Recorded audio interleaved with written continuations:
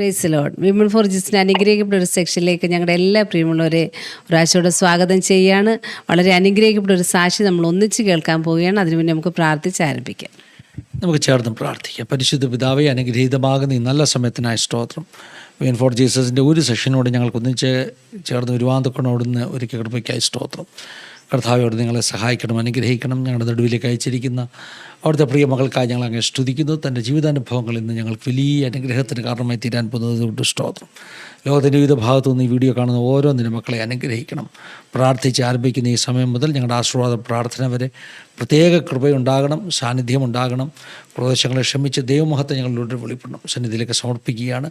പ്രാർത്ഥന കേട്ടിരിക്കൽ സ്തോത്രം. യേശു മൂലം താഴ്മയായി ചോദിക്കുന്നു, കേൾക്കുമാറാകണമേ. ആമേൻ. ഇന്ന് നമ്മളോടൊപ്പം തന്നെ അനുഭവങ്ങൾ പങ്കുവെക്കാൻ എത്തിയിരിക്കുന്ന ഡാളസിൽ നിന്ന് പ്രിയ സിസ്റ്റർ സോണിയ സൈമണാണ്. പ്രിയ മകളെ സ്നേഹത്തോടെ നമ്മുടെ വിമൻ ഫോർ ജീസസിലേക്ക് സ്വാഗതം ചെയ്യുന്നു. പ്രൈസ് ലോർഡ് മോളെ. ഡാളസിൽ നിന്നാ ജോയിൻ ചെയ്തേക്കുന്നത് അല്ലയോ? അതെ, ഡാളസില് Carrollton. Okay okay okay. Proper Dallas തന്നെയാണോ കെറോൾട്ടൺ എന്ന് പറയുന്നതോ മറ്റ് സിറ്റിയാണോ? അതെ അതെ, ഡാളസിന്റെ ഒരു സബർബായിട്ട് വരുന്ന സ്ഥലമാണ്. ശരി. നാട്ടിലൊക്കെ എവിടെയാ? ഞങ്ങളുടെ വീട് പിന്നാക്കനാട് എന്ന് പറയും. പിന്നാക്കനാട് കോട്ടയം ഡിസ്ട്രിക്റ്റില് കാഞ്ഞിരപ്പള്ളിയും ഈരാറ്റുപേട്ടയുടെയും നടുക്കായിട്ട് വരുന്ന ഒരു ചെറിയൊരു ടൗൺ ആണ്. ഓ ശരി. ഓക്കെ. കാഞ്ഞിരപ്പള്ളി, ഈരാറ്റുപേട്ട എന്നൊക്കെ പറയുമ്പോൾ കുറെ മലയോരം റബ്ബർ കർഷകര്, പിന്നെ നമ്മുടെ നാടൻ ഭാഷയിൽ കാഞ്ഞിരപ്പള്ളി അച്ചായന്മാരുടെ ഒക്കെ നാട് അല്ലേ? അങ്ങനെ പറയും. ഞങ്ങളെ റാന്നി അച്ചായന്മാരെന്നാ പറയുന്നത്. ഞങ്ങൾ റാന്നിക്കാരായുണ്ട്. ദൈവത്തിൻ്റെ സ്തോത്രം. ഒരു നസ്രാണി ക്രിസ്ത്യൻ പാരമ്പര്യങ്ങളുള്ളവരാ ആ ഏരിയയിലൊക്കെ ഉള്ള ക്രൈസ്തവരൊക്കെ തന്നെ. അങ്ങനെ ഉള്ള പശ്ചാത്തലമായിരുന്നോ അതോ വിശ്വാസ പശ്ചാത്തലമായിരുന്നോ? ജനിച്ചു വളർന്നൊക്കെ എങ്ങനെയാ? ജനിച്ചു വളർന്ന എല്ലാം കത്തോലിക്ക ബാക്ക്ഗ്രൗണ്ട്, കത്തോലിക്കരായിരുന്നു, കാത്തലിക്സ് ആയിരുന്നു ഞങ്ങള്. എനിക്ക് എന്റെ ഓർമ്മയിൽ എനിക്ക് കാത്തലിക്സ്, ഹിന്ദുസ്, മുസ്ലിംസ്, പിന്നെ ബുക്കിലൊക്കെ ജൈനമതം, ബുദ്ധമതം അങ്ങനെയൊക്കെ കേട്ടിട്ടേ ഉള്ളൂ. പക്ഷെ ഒരു പെൻഡക്കാസ്റ്റ് എന്നുള്ള ഒരു വിശ്വാസ സമൂഹത്തെ ഞാൻ കണ്ടിട്ടുമില്ല, കേട്ടിട്ടുമില്ല. എന്ന് വെച്ചാൽ മുഴുവൻ കോട്ടയത്തുള്ളവരാ. പാല, മണിമലയാണ് എൻ്റെ പപ്പായുടെ തറവാടെല്ലാം. പിന്നെ എൻ്റെ മമ്മിയും കോട്ടയത്ത് തന്നെയാ. കൊടുങ്ങൂരെന്ന് പറയും മമ്മിയുടെ പൂവത്തളപ്പ്, അങ്ങനെ അവിടെയാണ്. അപ്പം കോട്ടയം, അതും പുറം ലോകമായിട്ട് എനിക്ക് ഒരു കോണ്ടാക്റ്റും ഇല്ല. എന്ന് വെച്ചാൽ അങ്ങനെ ഇമ്മീഡിയറ്റ് ആയിട്ടുള്ള ആരും പുറത്ത് ഗൾഫ് രാജ്യങ്ങളിലോ അല്ലെ അമേരിക്കയിലോ ആരുമില്ല. എല്ലാരും തന്നെ കോട്ടയത്ത് തന്നെ വർഷങ്ങളായിട്ട് സെറ്റിലായ. അപ്പൊ എന്റെ സ്പെക്കുലേഷൻ കറക്റ്റ് ആയിരുന്നു അല്ലേ? അതെ, ശരി. ദൈവത്തിന് സ്തോത്രം. എനിക്ക് ആ പറഞ്ഞത് ഒത്തിരി ഇഷ്ടപ്പെട്ടു. അതായത് പാഠപുസ്തകങ്ങളിൽ പഠിച്ച മതങ്ങളെയൊക്കെ അറിയത്തില്ലായിരുന്നു. ജൈനമതവും ബുദ്ധമതവും ഒക്കെ നമ്മൾ ഈ സോഷ്യൽ സ്റ്റഡീസ് ബുക്സ് പഠിക്കുമ്പോൾ അല്ലേ, പാഠപുസ്തകങ്ങൾ പഠിക്കുമ്പോൾ അതിനകത്തുണ്ട്. പെന്തക്കോസ്റ്റുകാരെ കുറിച്ച് ഇതുവരെയും നമ്മുടെ ഈ പറഞ്ഞ ബുക്കുകളിലൊന്നും എഴുതിയിട്ടില്ല. അതുകൊണ്ട് ആർക്കും അത് അറിയത്തുമില്ല. അതൊരു അനുഭവമാണ്. അത് വളരെ എനിക്ക് ഇഷ്ടപ്പെട്ടു. ബുക്കുകളിലൊന്നും എഴുതിയിട്ടില്ലെങ്കിലും ഇന്ന് ജീവിതത്തിൽ ഒരു വലിയ അനുഭവം അല്ലയോ? അതെ അതെ അതെ, അങ്ങനെ ഒരു അനുഗ്രഹിക്കപ്പെട്ട അനുഭവം കേൾക്കാൻ പോകുന്നത്. അപ്പം ഞങ്ങൾക്ക് ചെറിയ പ്രായം മുതലുള്ള ജീവിതാനുഭവം കേൾക്കണം. പ്രത്യേകിച്ചും ജനിച്ചു വളർന്ന നാട്, കുടുംബം, മാതാപിതാക്കൾ, അതുപോലെ തന്നെ സോണിയ സിസ്റ്ററുടെ കുടുംബം, കുഞ്ഞുങ്ങൾ, ഹസ്ബൻഡ്, ഇങ്ങനെ എല്ലാ കാര്യങ്ങളും ഒന്ന് ഇൻട്രൊഡ്യൂസ് ചെയ്യുകയാണെങ്കിൽ, ഹസ്ബൻഡിൻ്റെ വീട് എവിടെ, നാട് എവിടെ, ഇതെല്ലാം ഒന്ന് പറയുകയാണെങ്കിൽ നമുക്ക് പ്രേക്ഷകർക്ക് ഒരു ഇൻട്രഡക്ഷൻ കിട്ടും, ഒന്ന് പരിചയപ്പെടാൻ പറ്റും. അത് കഴിഞ്ഞിട്ട് ജീവിതാനുഭവങ്ങളൊക്കെ കേൾക്കാം. എന്റെ ഫാമിലി എന്ന് പറഞ്ഞാല് പപ്പായുടെ വീട് മണിമല, ചെറുവള്ളി എന്ന് പറയും. വീട്ടുപേര് എളന്തോട്ടം. അവര് പാരമ്പര്യമായിട്ട് കത്തോലിക്കരാണ്. ഇപ്പോഴും അവര് അങ്ങനെ തന്നെയാണ്. എന്റെ മമ്മിയും കൊടുങ്ങൂര്, കറക്റ്റ് പറഞ്ഞ പൂവത്തുളപ്പ് എന്ന് പറയും. മൂങ്ങാമാക്കല് ഫാമിലി നെയിം, വടക്കേലെന്നും പറയും. മമ്മിയും കാത്തലിക്സ്, മമ്മിയുടെ ഫാമിലിയും എല്ലാരും കാത്തലിക്സ് ആണ്. അന്നേരം ഞങ്ങൾ ഈ മമ്മിയും മണിമല, പിന്നെ കൊടുങ്ങൂർ ഈ ഒരു ദേശത്തുള്ള ഒരു ലൈഫായിരുന്നു എൻ്റെത്. ചെറുപ്രായത്തില് ഞാൻ ഒരു 5 വയസ്സ് വരെ ഡൽഹിയിലായിരുന്നു. എൻ്റെ പപ്പായും മമ്മിയും അവിടെയായിരുന്നു. പിന്നെ വെതർ മമ്മിക്ക് ഇഷ്ടമില്ലാത്തതുകൊണ്ട് അവര് തിരിച്ച് നാട്ടിലേക്ക് വന്നു. പിന്നെ പപ്പായ്ക്ക് അവിടുത്തെ സ്കൂളിംഗ് എന്തുവാണ് പപ്പായ്ക്ക് അങ്ങ് ഇഷ്ടമില്ലായിരുന്നു. എന്റെ ഫ്യൂച്ചറിനെ ഓർത്താ പപ്പ തിരിച്ചു വന്നതെന്ന് ഇപ്പോഴും പപ്പ പറയും. അങ്ങനെ പപ്പ പാലായിൽ ഒരു ബിസിനസ് തുടങ്ങി. പേപ്പർ മാർട്ട് എന്ന് പറഞ്ഞ്, എളന്തോട്ടം പേപ്പർ മാർട്ട്. അതായിരുന്നു ഞങ്ങളുടെ പപ്പയുടെ ജോലി. അതായിരുന്നു. മമ്മി സ്കൂൾ ടീച്ചറായിരുന്നു. ആനക്കല കാഞ്ഞിരപ്പള്ളി തന്നെ വലിയൊരു CBSE സ്കൂളുണ്ട്, സെയിന്റ് ആന്റണീസ് പബ്ലിക് സ്കൂള്. അവിടുത്തെ ടീച്ചറായിരുന്നു മമ്മി. അവിടെ തന്നെയാണ് ഞങ്ങൾ എല്ലാവരും പഠിച്ചത്, സ്കൂൾസ് എല്ലാം. എൻ്റെ പപ്പയുടെ പേര് ടോമി, എൻ്റെ മമ്മിയുടെ പേര് ജോസമ്മ. ഞങ്ങൾ 3 പേരാണ്. മൂത്തത് ഞാന്, എനിക്കൊരു ബ്രദർ ഉണ്ട്, സഞ്ജു എന്നാണ് പേര്. ഇപ്പൊ അവന് കാനഡയിലാണ് ഫാമിലി ആയിട്ട്. എനിക്കൊരു ഇളയ സിസ്റ്റർ ഉണ്ട്, അവള് ദുബായിലാണ് ഫാമിലി ആയിട്ട്. എൻ്റെ ഹസ്ബൻഡിന്റെ വീട് കൊട്ടാരക്കര. ഹസ്ബൻഡിന്റെ പപ്പായും മമ്മിയും നാട്ടില് സുവിശേഷ വേലയിലായിരുന്നു. പപ്പയുടെ പേര് പാസ്റ്റർ സൈമൺ C. വർഗീസ്, മമ്മിയുടെ പേര് കുഞ്ഞമ്മ സൈമൺ. അച്ചാച്ചന് അവര് 4 പേരാണ്. മൂത്ത ഒരു ബ്രദർ ഉണ്ട്, വെസ്ലി. പിന്നെ 2 സിസ്റ്റേഴ്സ് ഉണ്ട്, സിൽജ, അക്സ. അങ്ങനെയാണ് അവരെല്ലാരും. അച്ചാച്ചന്റെ ഫാമിലി എല്ലാവരും ഇവിടെ തന്നെ ഉണ്ട്, അമേരിക്ക US-ലുണ്ട്. എനിക്ക് അങ്ങനെ ഇമ്മീഡിയറ്റ് ആയിട്ട് ആരും US-ലില്ല, എല്ലാരും നാട്ടിൽ തന്നെയാണ്. എന്റെ പേരൻസ് ഇപ്പം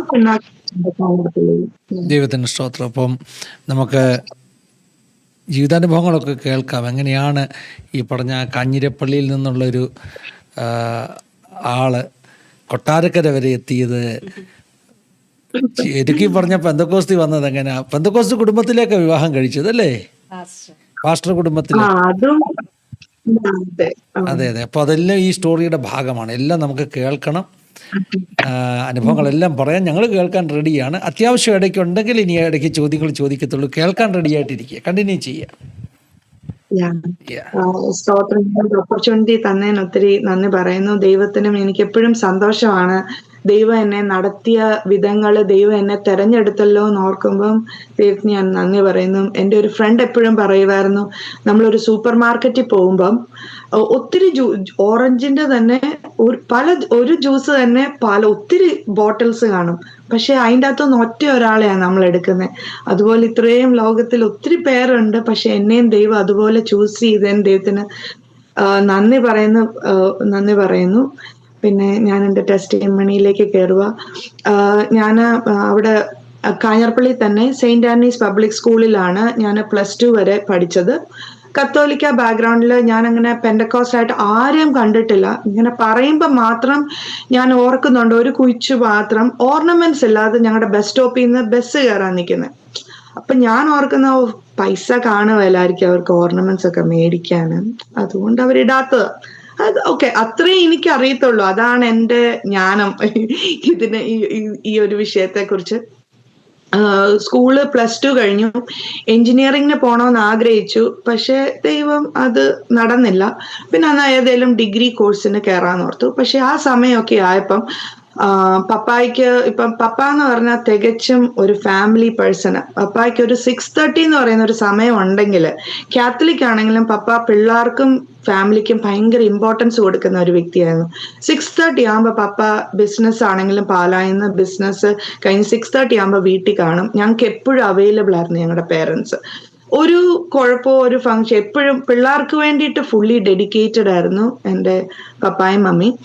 അപ്പം പപ്പായ്ക്ക് 6:30 കഴിഞ്ഞിരുന്നാൽ കുറച്ചും കൂടെ ബിസിനസ് ചെയ്യാം, പൈസ ഉണ്ടാക്കാം. പക്ഷെ പപ്പ അതെല്ലാം പണ്ടേ നോ വെച്ചിട്ട് എപ്പോഴും ഫാമിലിയിൽ ഞങ്ങൾക്ക് വേണ്ടിയിട്ട് കാണുമായിരുന്നു. അപ്പോൾ എൻ്റെ +2 ഒക്കെ കഴിഞ്ഞ് കഴിഞ്ഞപ്പോഴത്തേന് ഞങ്ങൾക്ക് ഒരു ഫൈനാൻഷ്യൽ ബർഡൻ ഉണ്ടായി.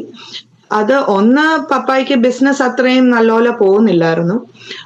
പിന്നെ വേറൊരാൾക്ക് കുറച്ച് പൈസ പപ്പ ഇച്ചിരി കടം കൊടുത്തായിരുന്നു ഒരു പ്രോപ്പർട്ടി വെച്ചിട്ട്. പക്ഷെ അവര് തിരിച്ചടയ്ക്കാത്തോണ്ട് ജപ്തി നോട്ടീസും വന്നു. അത് ഞങ്ങൾ ലേറ്റർ ആയിട്ട് അറിഞ്ഞേ. അപ്പൊ നല്ലൊരു എമൗണ്ട് ആയിരുന്നോണ്ട് പപ്പായ്ക്ക് ഞങ്ങൾക്ക് അത്രയും പൈസ ഇല്ലായിരുന്നു കൊടുക്കാൻ ബാങ്കിന്. അപ്പം പപ്പ ഓർത്ത് എന്നാ ഗൾഫിൽ പോവാം, ഗൾഫിൽ പോയാൽ പെട്ടെന്ന് പൈസയൊക്കെ ഉണ്ടാക്കാവല്ലോ. അതും 50-ാമത്തെ വയസ്സിലാണ് പപ്പ ഗൾഫിൽ പോകാൻ തീരുമാനിക്കുന്നത്. പപ്പ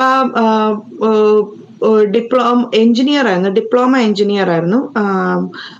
അപ്പൊ ഓർത്ത് അവിടെ ചെന്ന് എന്തേലും എഞ്ചിനീയറിംഗ് ജോലിക്ക് കയറാം, പൈസ ഇച്ചിരിയൊക്കെ ഉണ്ടാക്കാം. പക്ഷെ ഗൾഫിൽ ചെന്നപ്പോഴാണ് മനസ്സിലാകുന്നത് 50 വയസ്സുകാരൻ ആര് ജോലി കൊടുക്കാന്.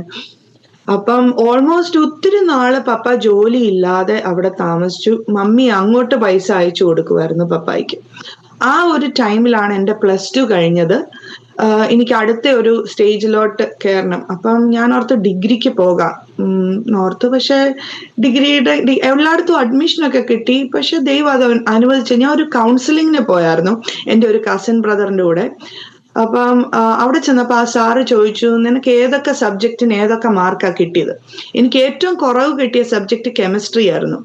ഏതാണ്ട് 67 ഏതാണ്ടേ ഉള്ളായിരുന്നു. ഒത്തിരി കുറവായിരുന്നു കെമിസ്ട്രിക്ക്. അപ്പൊ ആ സാർ എന്നെ മുഖത്തേക്ക് നോക്കിയിട്ട് പറഞ്ഞു, നീ കെമിസ്ട്രി ഡിപ്പാർട്ട്മെന്റിൽ എവിടെയെങ്കിലും പോയാൽ മതി. അപ്പൊ ഞാൻ ഓർത്തു അതെന്തോ പറയാൻ, ഏറ്റവും കുറവ് മാർക്ക് കിട്ടിയ കെമിസ്ട്രിക്കല്ലേ.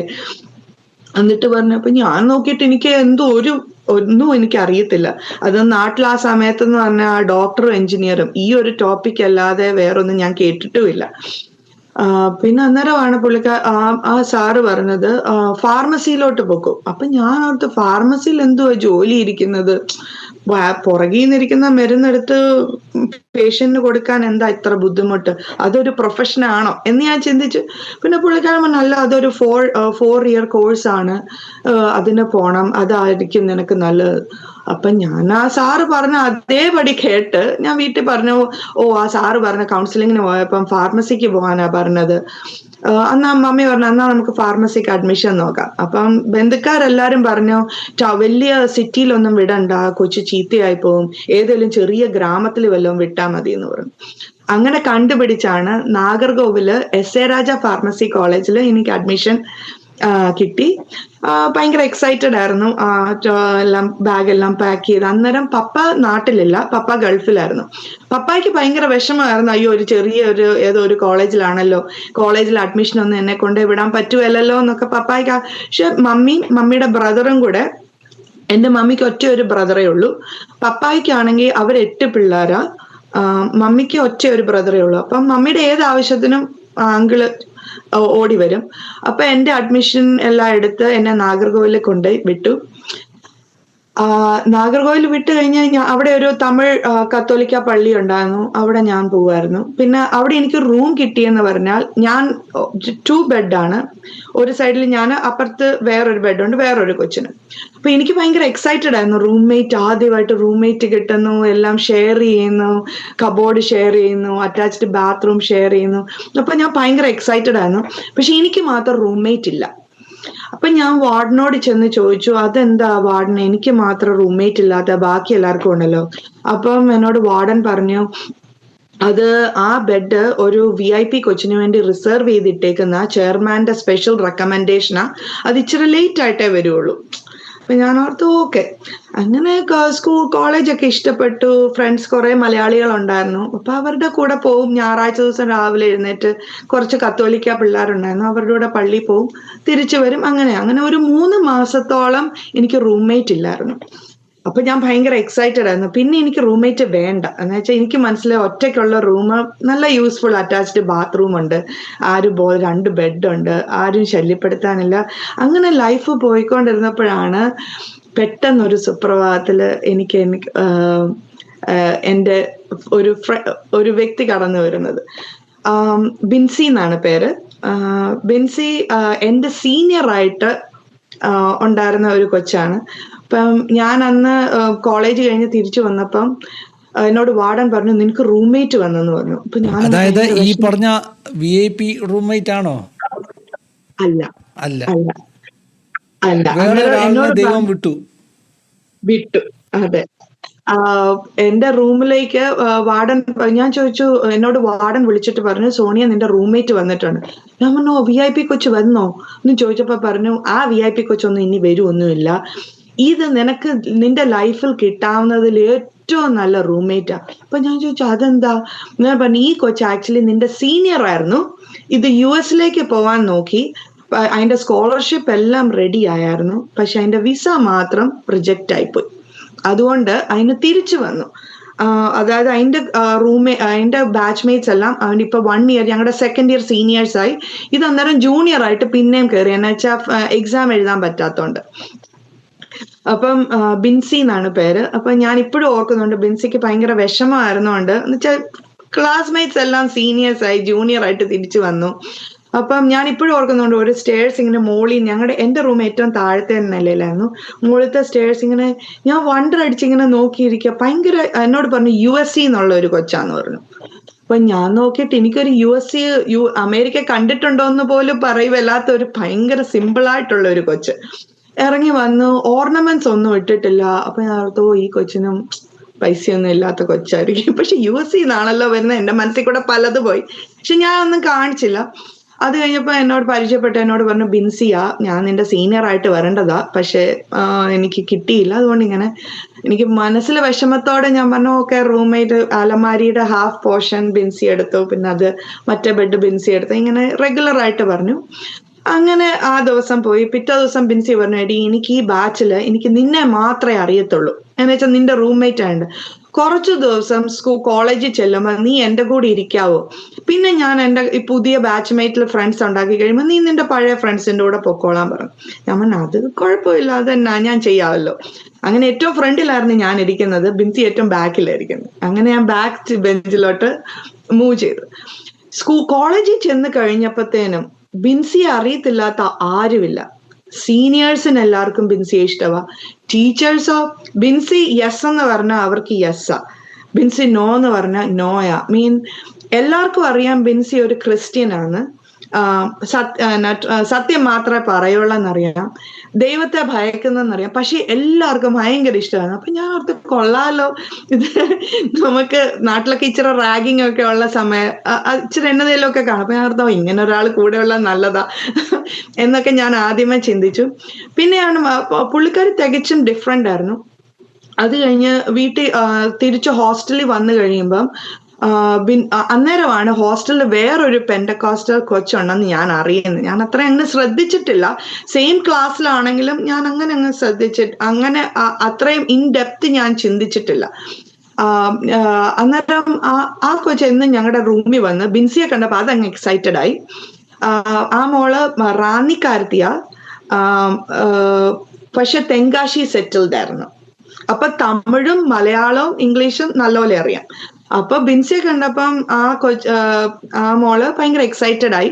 അപ്പൊ അവര് ഇവിടെ ഇരുന്ന് ബൈബിൾ കോളേജിൽ പോയി, ബൈബിൾ സ്കൂളിൽ പോയി, അവരങ്ങനെയായിരുന്നു, ഇതോ ദൈവം വലിയ അത്ഭുതം ചെയ്തു. അപ്പൊ ഞാൻ മറ്റേ എന്റെ ബെഡിലിരിക്കും, ഞാൻ ഓർക്കും, ഇവരൊന്നും ഈ ഒരു യുഗത്തിൽ നിന്നുള്ള ആൾക്കാരൊന്നും അല്ല, എന്തോ പ്രിമിറ്റീവ് ആയിട്ടുള്ള എന്തോ ഗ്രൂപ്പുകാരാ. ബൈബിൾ സ്കൂളിലും കോളേജിലും ഒക്കെ പോയി ആരാ ഇപ്പോഴത്തെ കാലത്ത് ജോലി തരുന്നേ?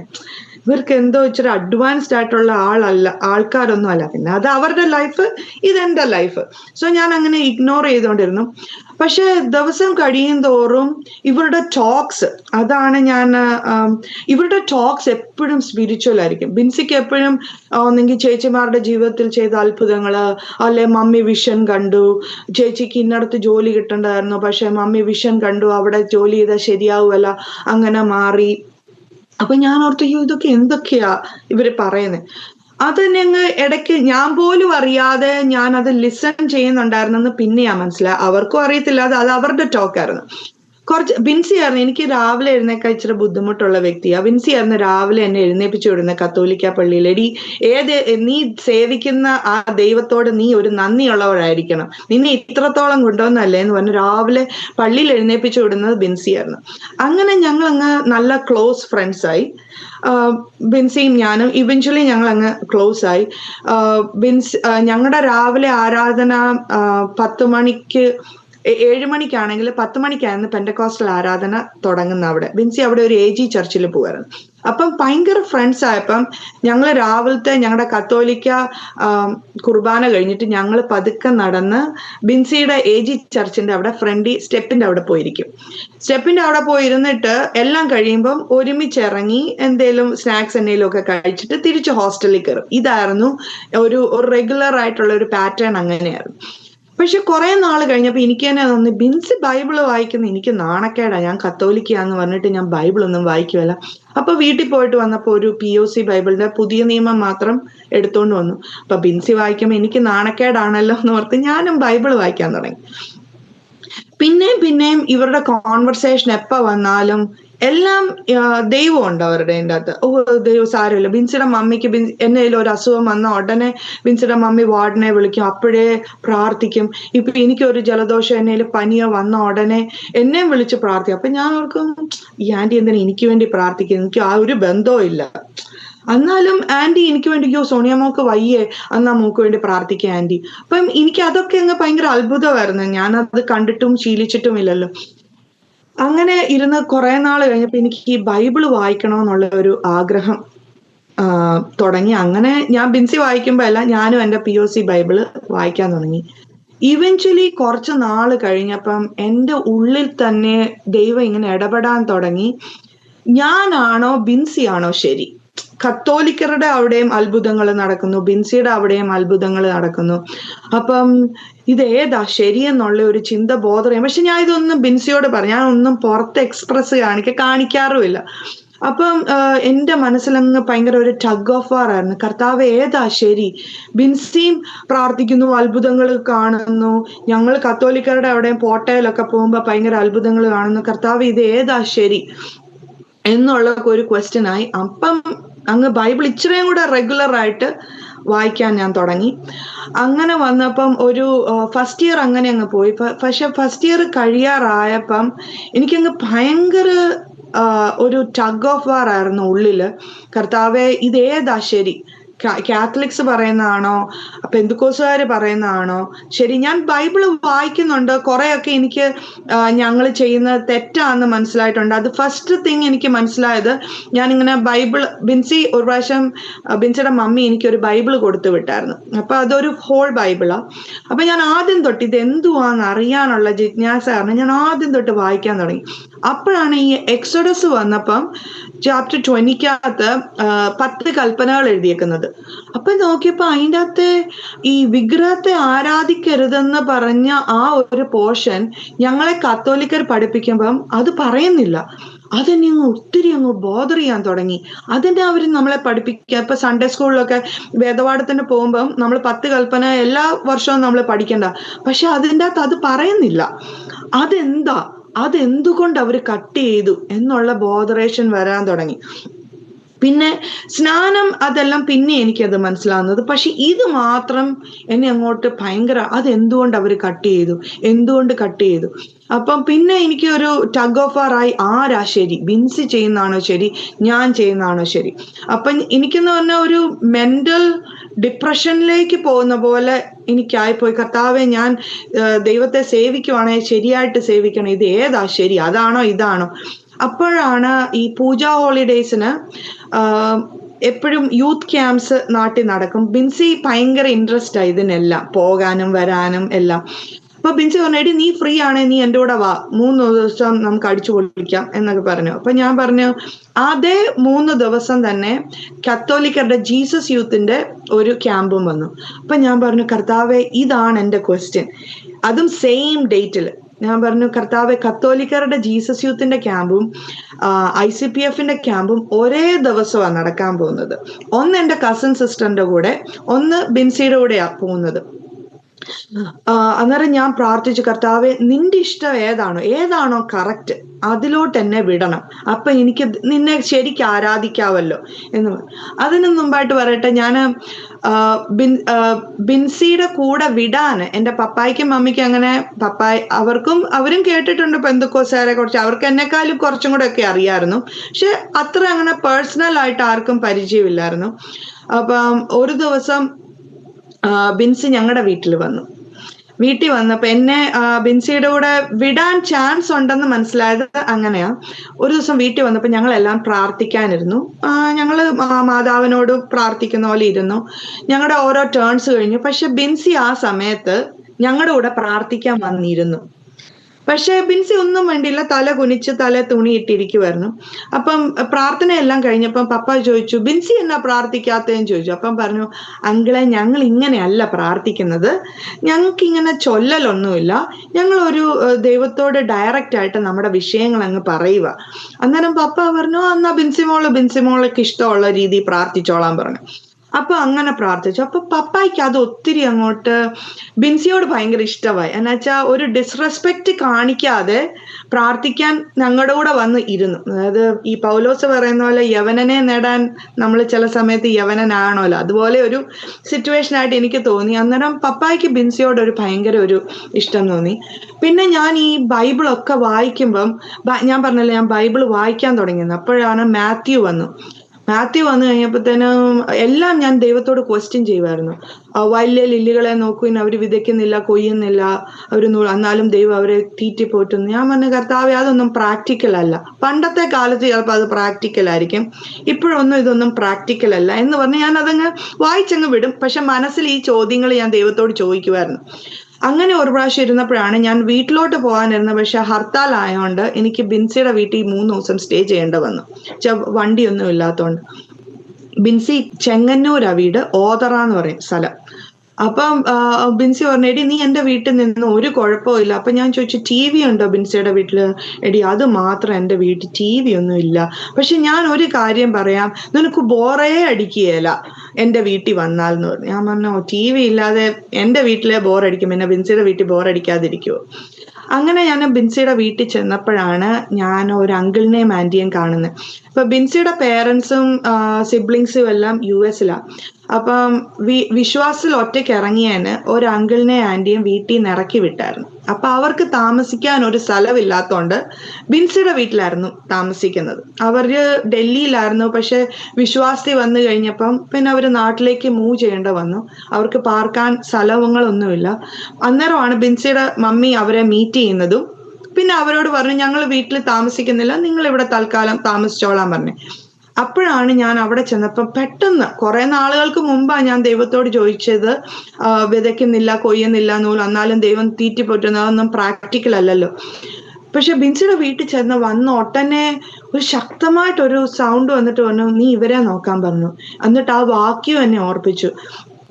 ഇവർക്ക് ഒരു സെന്റ് ഭൂമിയില്ല, 5 രൂപ എടുക്കാനുണ്ടോ എന്ന് ചോദിച്ചാൽ ഇല്ല. ദിവസം ജോലിക്ക് പോയി വന്ന് അങ്ങനെ ഒരു വരുമാനത്തിൽ അവർ അന്ന് താമസിച്ചുകൊണ്ടിരുന്നത്. എന്നുവെച്ചാൽ വീട്ടിൽ നിന്ന് ഇറക്കി വിട്ടു, ഒന്നും കൊടുത്തില്ല. അപ്പൊ പറഞ്ഞു, പക്ഷെ ഇവർക്ക് ഇന്ന് ആവശ്യമുള്ളതെല്ലാം ഞാൻ കൊടുത്തിട്ടുണ്ട്. പാർക്കാൻ ഭവനം, ആഹാരം, അവർക്ക് സ്വസ്ഥമായിട്ട് നിൽക്കാൻ ഒരു ഭവനം. അങ്ങനെയാ ഞാൻ എൻ്റെ മക്കളെ നടത്തുന്നത്. ഇത്രയും മാത്രം പറഞ്ഞിട്ട് ആ സ്വരം അങ്ങ് ഡിസ്പെയർ ആയി. എനിക്കങ്ങ് ആദ്യമായിട്ട് ദൈവം എന്നോട് അങ്ങനെ ഇടപെട്ടതുപോലെ, ഞാൻ ചോദിച്ച ചോദ്യത്തിന് ദൈവം മറക്കാതെ കുറെ നാളുകൾക്ക് ശേഷം അതിനൊരു ഉത്തരം തന്നു. അങ്ങനെ അങ്ങ് പോവായിരുന്നു. പിന്നെയാണ് ഈ ക്യാമ്പിന് ഞാൻ വരുന്നത്. അങ്ങനെ ജീസസ് യൂത്ത് പൂജ ഹോളിഡേസിന്റെ സമയത്തുള്ള ക്യാമ്പിന്റെ ടൈം വന്നു. അപ്പം എൻ്റെ കസിന്റെ കൂടെ വിടാനാ കൂടുതൽ ചാൻസ്. പക്ഷെ അന്ന് എൻ്റെ കസിൻ വിളിച്ചു പറഞ്ഞു, എടി എനിക്ക് വരാൻ പറ്റുകയില്ല, എനിക്ക് വേറൊരു ഇതുണ്ട്. അപ്പൊ ഞാൻ പറഞ്ഞു, പപ്പ ബോറടിക്കും, ഞാൻ ബിൻസിയുടെ കൂടെ പൊക്കോട്ടെ. അന്ന് പപ്പ ഗൾഫിൽ നിന്ന് നാട്ടിൽ വന്നായിരുന്നു. പപ്പായ്ക്ക് ഒരു ചെറിയ ജോലിയായിട്ട് നാട്ടിൽ വന്ന സമയം അപ്പൊ പപ്പ പറഞ്ഞു, ഓക്കെ നീ പൊക്കോ, ബിൻസിയുടെ കൂടെ പൊക്കോളാൻ പറഞ്ഞു.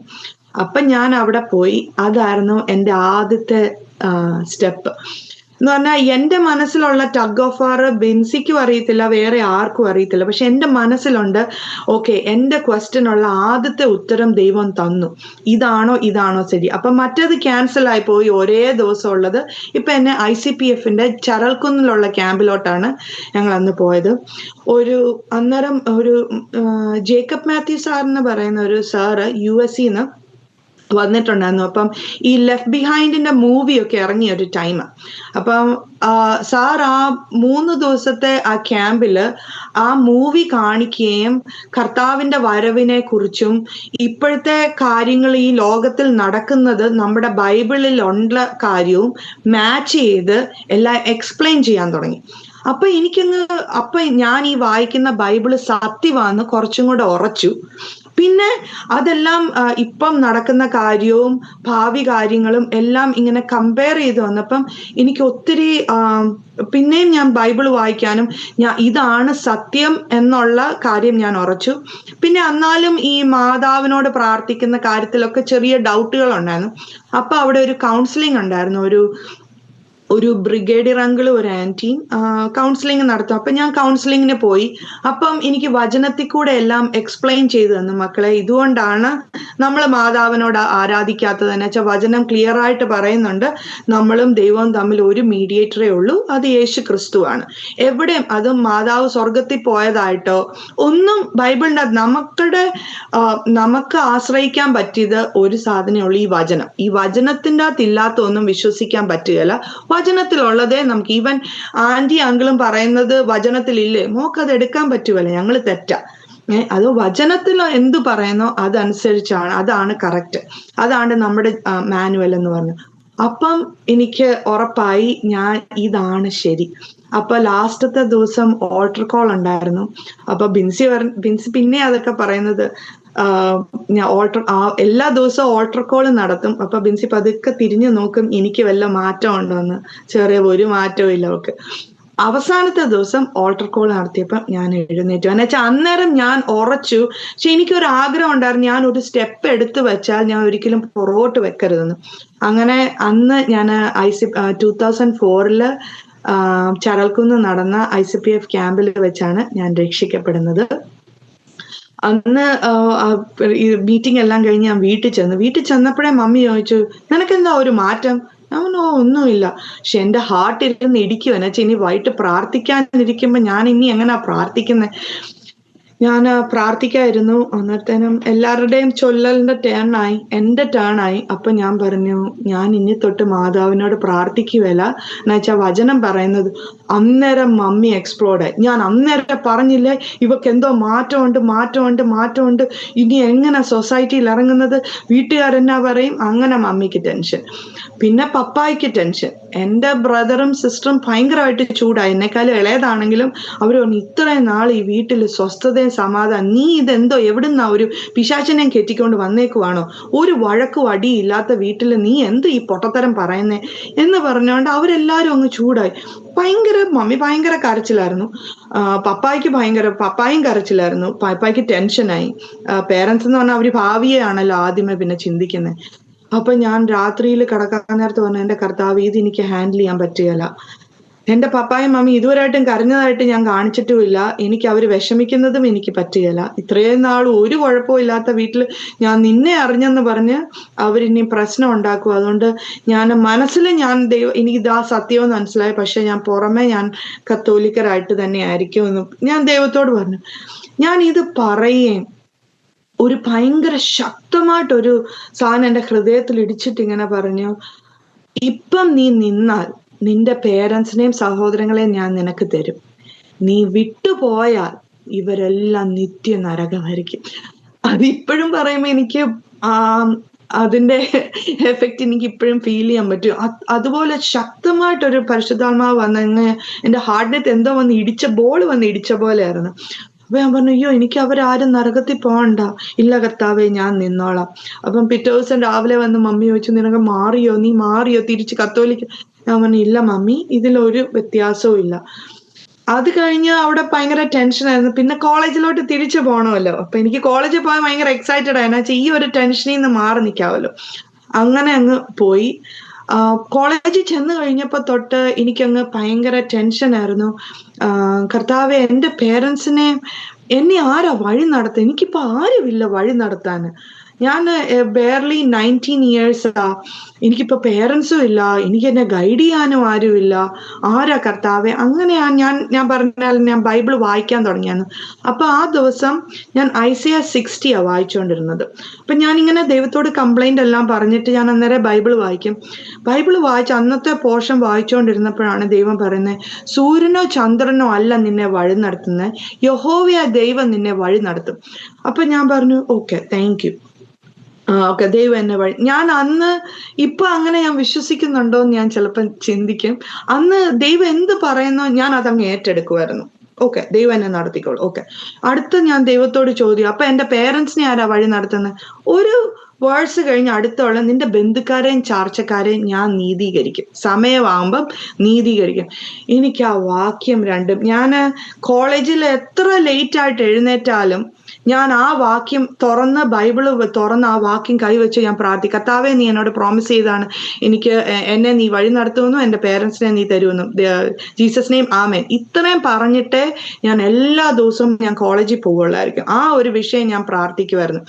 അതിന്റെ ഇടയ്ക്ക് ഞാൻ വീട്ടിൽ വരുമ്പം പപ്പ ഗൾഫിൽ പിന്നെയും പോയി. ഗൾഫിൽ പോയ സമയത്ത് പപ്പായ്ക്ക് ആരും ജോലി കൊടുക്കാനില്ല. ആ സമയത്ത് അങ്ങനെ ഇരുന്നപ്പോഴാണ് നമ്മൾ ഇറാഖിലെ വാറ് തുടങ്ങുന്ന സമയം. അപ്പം അവർക്ക് ആ ക്യാമ്പിലേക്ക്, ഈ കുവൈറ്റിലായിരുന്നു അന്നേരം അവിടുത്തെ ആദ്യത്തെ ക്യാമ്പ്. അപ്പൊ ഈ ലേബേഴ്സിന്റെ ക്യാമ്പ് മാനേജറായിട്ട് പപ്പായെ ഹയർ ചെയ്തു. എന്ന് വെച്ചാൽ പപ്പായ്ക്ക് ഹിന്ദി അറിയായിരുന്നു, കുറച്ച് ഇംഗ്ലീഷും അറിയാം. അപ്പം മോസ്റ്റ്ലി അവിടെ ലേബേഴ്സ് ആയിട്ട് വരുന്നവരെല്ലാരും മോസ്റ്റ്ലി ഈ നോർത്ത് ഇന്ത്യൻസും ഹിന്ദി അറിയാവുന്നവരായിരുന്നു കൂടുതലും ഉള്ളത്. അന്നേരം പപ്പ ആ ക്യാമ്പിന്റെ മാനേജറായി. അപ്പൊ കുവൈറ്റിലായിരുന്നു പപ്പയുടെ ആ ക്യാമ്പ്. അത് കഴിഞ്ഞ് കുറച്ചുനാൾ കഴിഞ്ഞപ്പം അവർ ആ ക്യാമ്പ് ഇറാഖിലേക്ക് മൂവ് ചെയ്തു.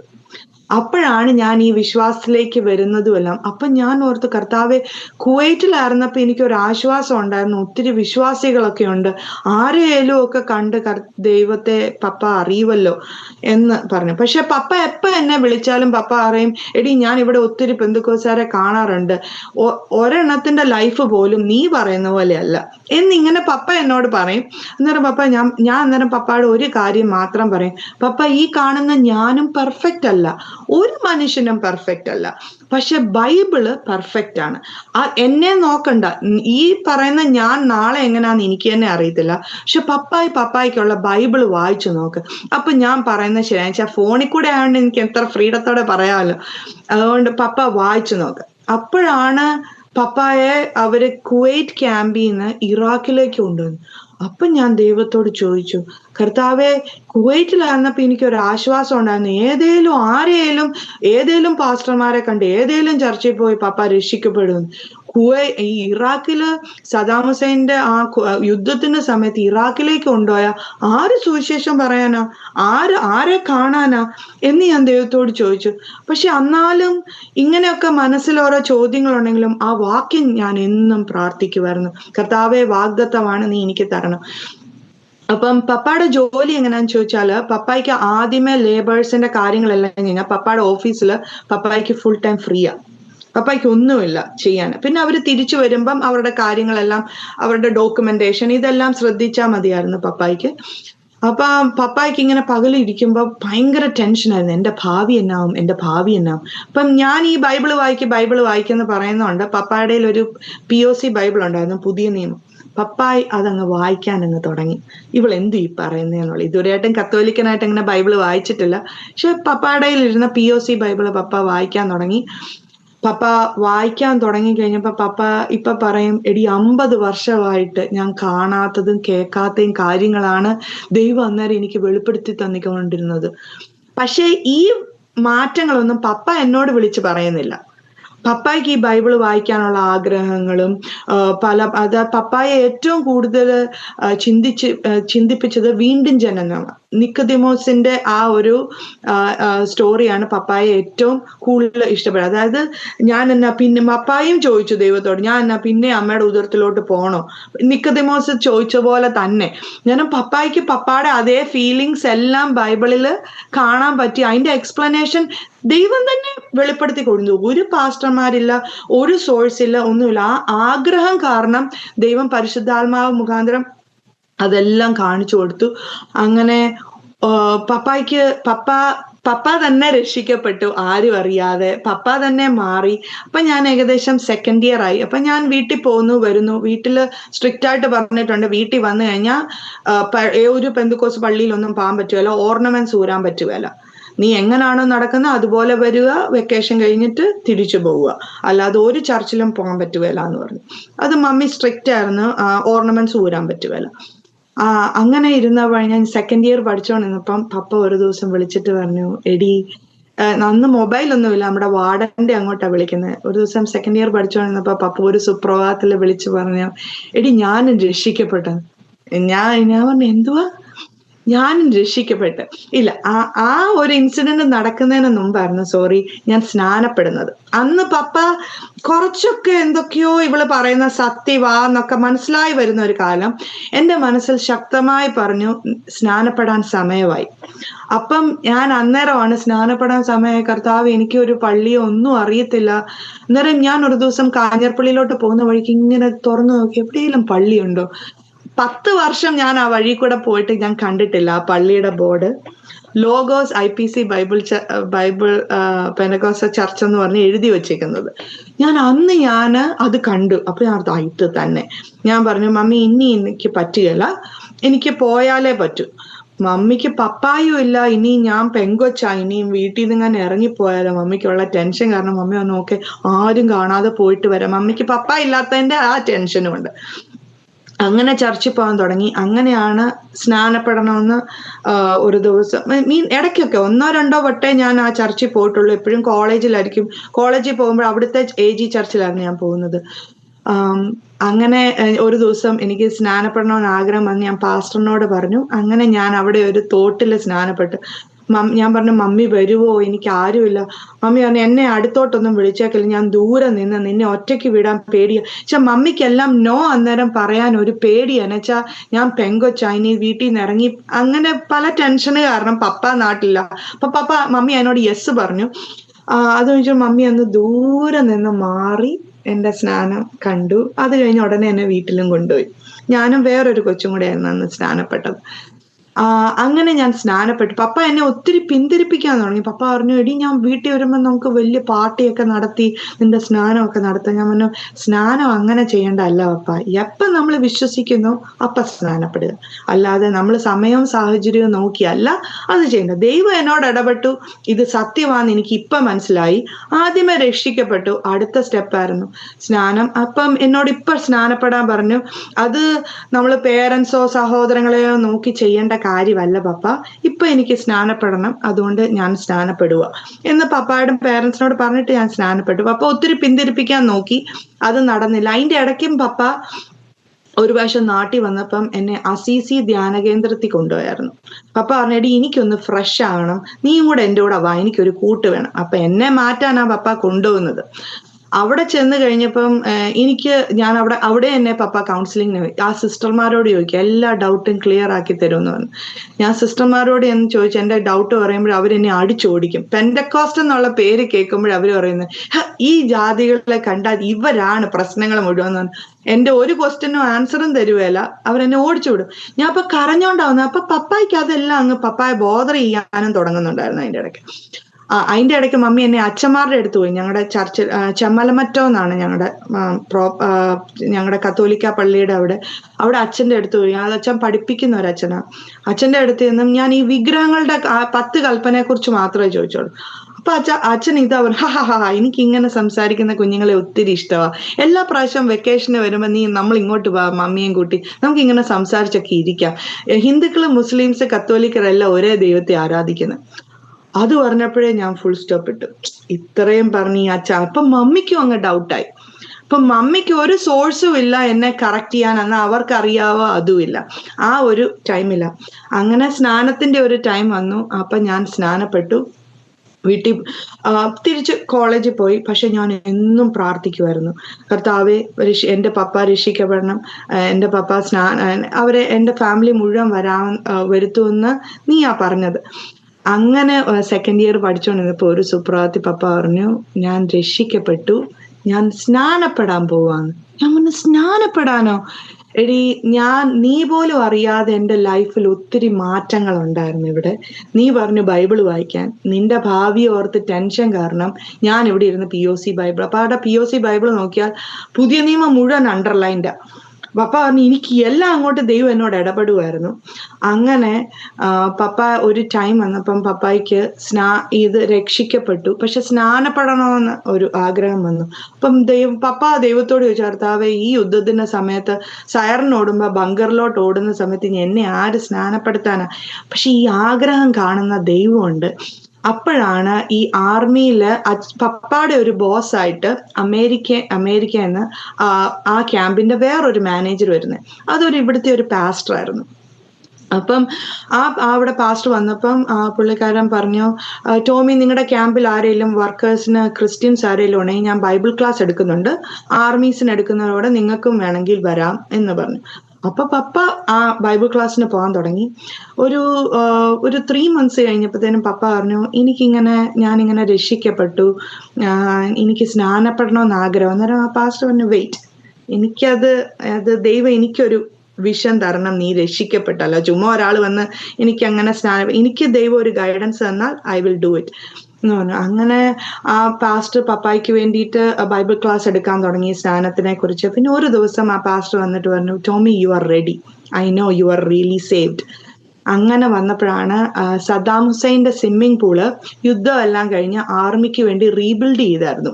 അതായത് ഒരു ഇൻഡോർ ആയിട്ടുള്ള ആ സദ്ദാം ഹുസൈൻ്റെ സ്വിമ്മിംഗ് പൂളിൽ എല്ലാം ക്ലീൻ ആക്കിയിട്ട് പുതിയതായിട്ട് വെള്ളം നിറച്ചിട്ട് ആദ്യമേ നടക്കുന്ന കാര്യം എൻ്റെ പപ്പയുടെ സ്നാനമായിരുന്നു.